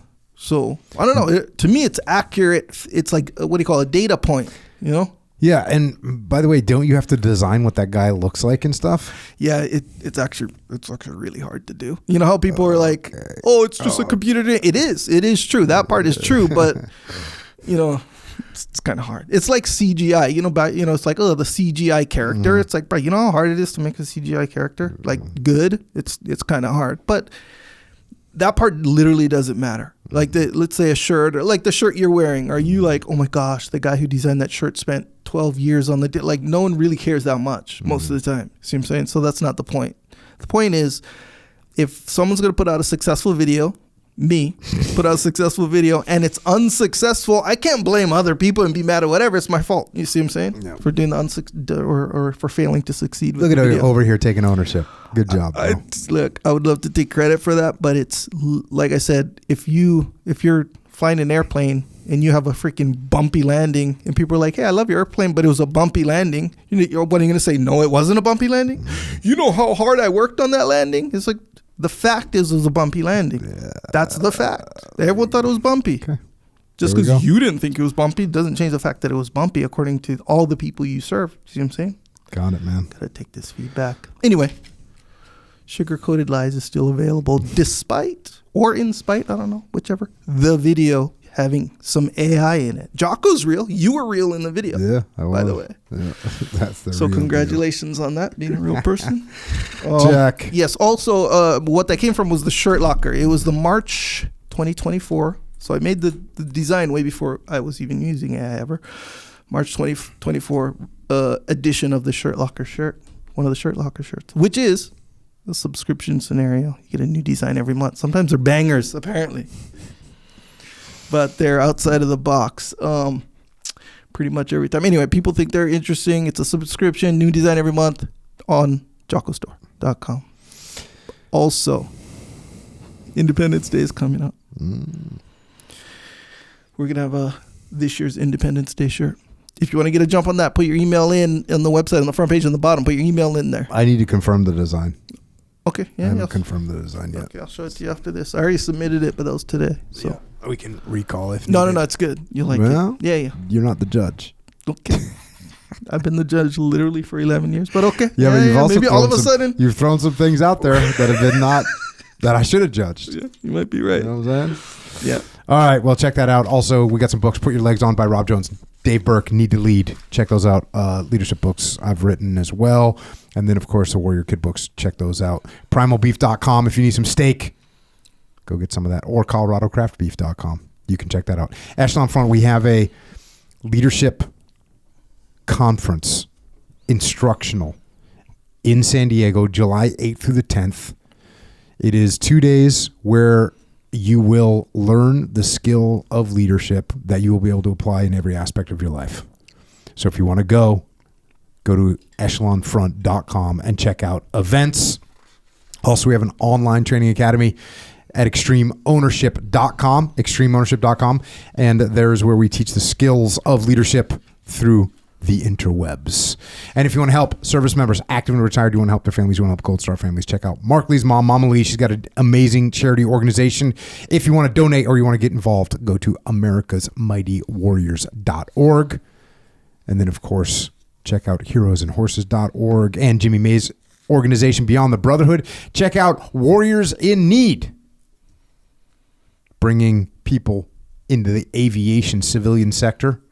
And then finally, as you heard about today, strongholdrescue.org. To connect with Ephraim and Stronghold Rescue and Relief on the interwebs, go to strongholdrescue.org. Check out his podcast / YouTube channel, The Overwatch with Ephraim Mattos. And he's on YouTube, The Overwatch with Ephraim Mattos. And on Twitter and Instagram, he's at Ephraim Mattos. If you want to connect with us, go to jocko.com. And then on social media, I'm at Jocko Willink. Echo's at Echo Charles. Just be careful because you're getting force-fed a giant propaganda sandwich that you don't even know what it's doing to your health, but it's not good for you. So be careful. Once again, thanks to Ephraim for coming by. Thanks for your service to the country and your continued service to protect innocent communities in war zones. And of course, thanks to all of our military around the world right now in harm's way, protecting freedom and our way of life. Also, thanks to police, law enforcement, firefighters, paramedics, EMTs, dispatchers, correctional officers, Border Patrol, Secret Service, as well as all other first responders. Thank you for protecting our way of life here on the home front. And everyone else out there. Two things. First of all, be grateful for what you have. Because as bad as you got it right now, and let's face it, it gets pretty rough out here. But if you look at your situation, you compare it with other people in the world without basic food, without basic shelter, without health needs, not to mention being under the threat of real violence, like random bombs from the sky or drones or mortars or artillery just randomly hitting you. That's a pretty rough way to live. So be grateful if you're in a slightly better environment to that. And the second thing is, what can you do to help out? How can you support? What might be a tiny little thing for you, like $20 a month to strongholdrescue.org, might be a little tiny thing to you, but that is likely massive to someone that is in need. So if you can, help out. And that's all I've got for tonight. And until next time, this is Echo and Jocko out.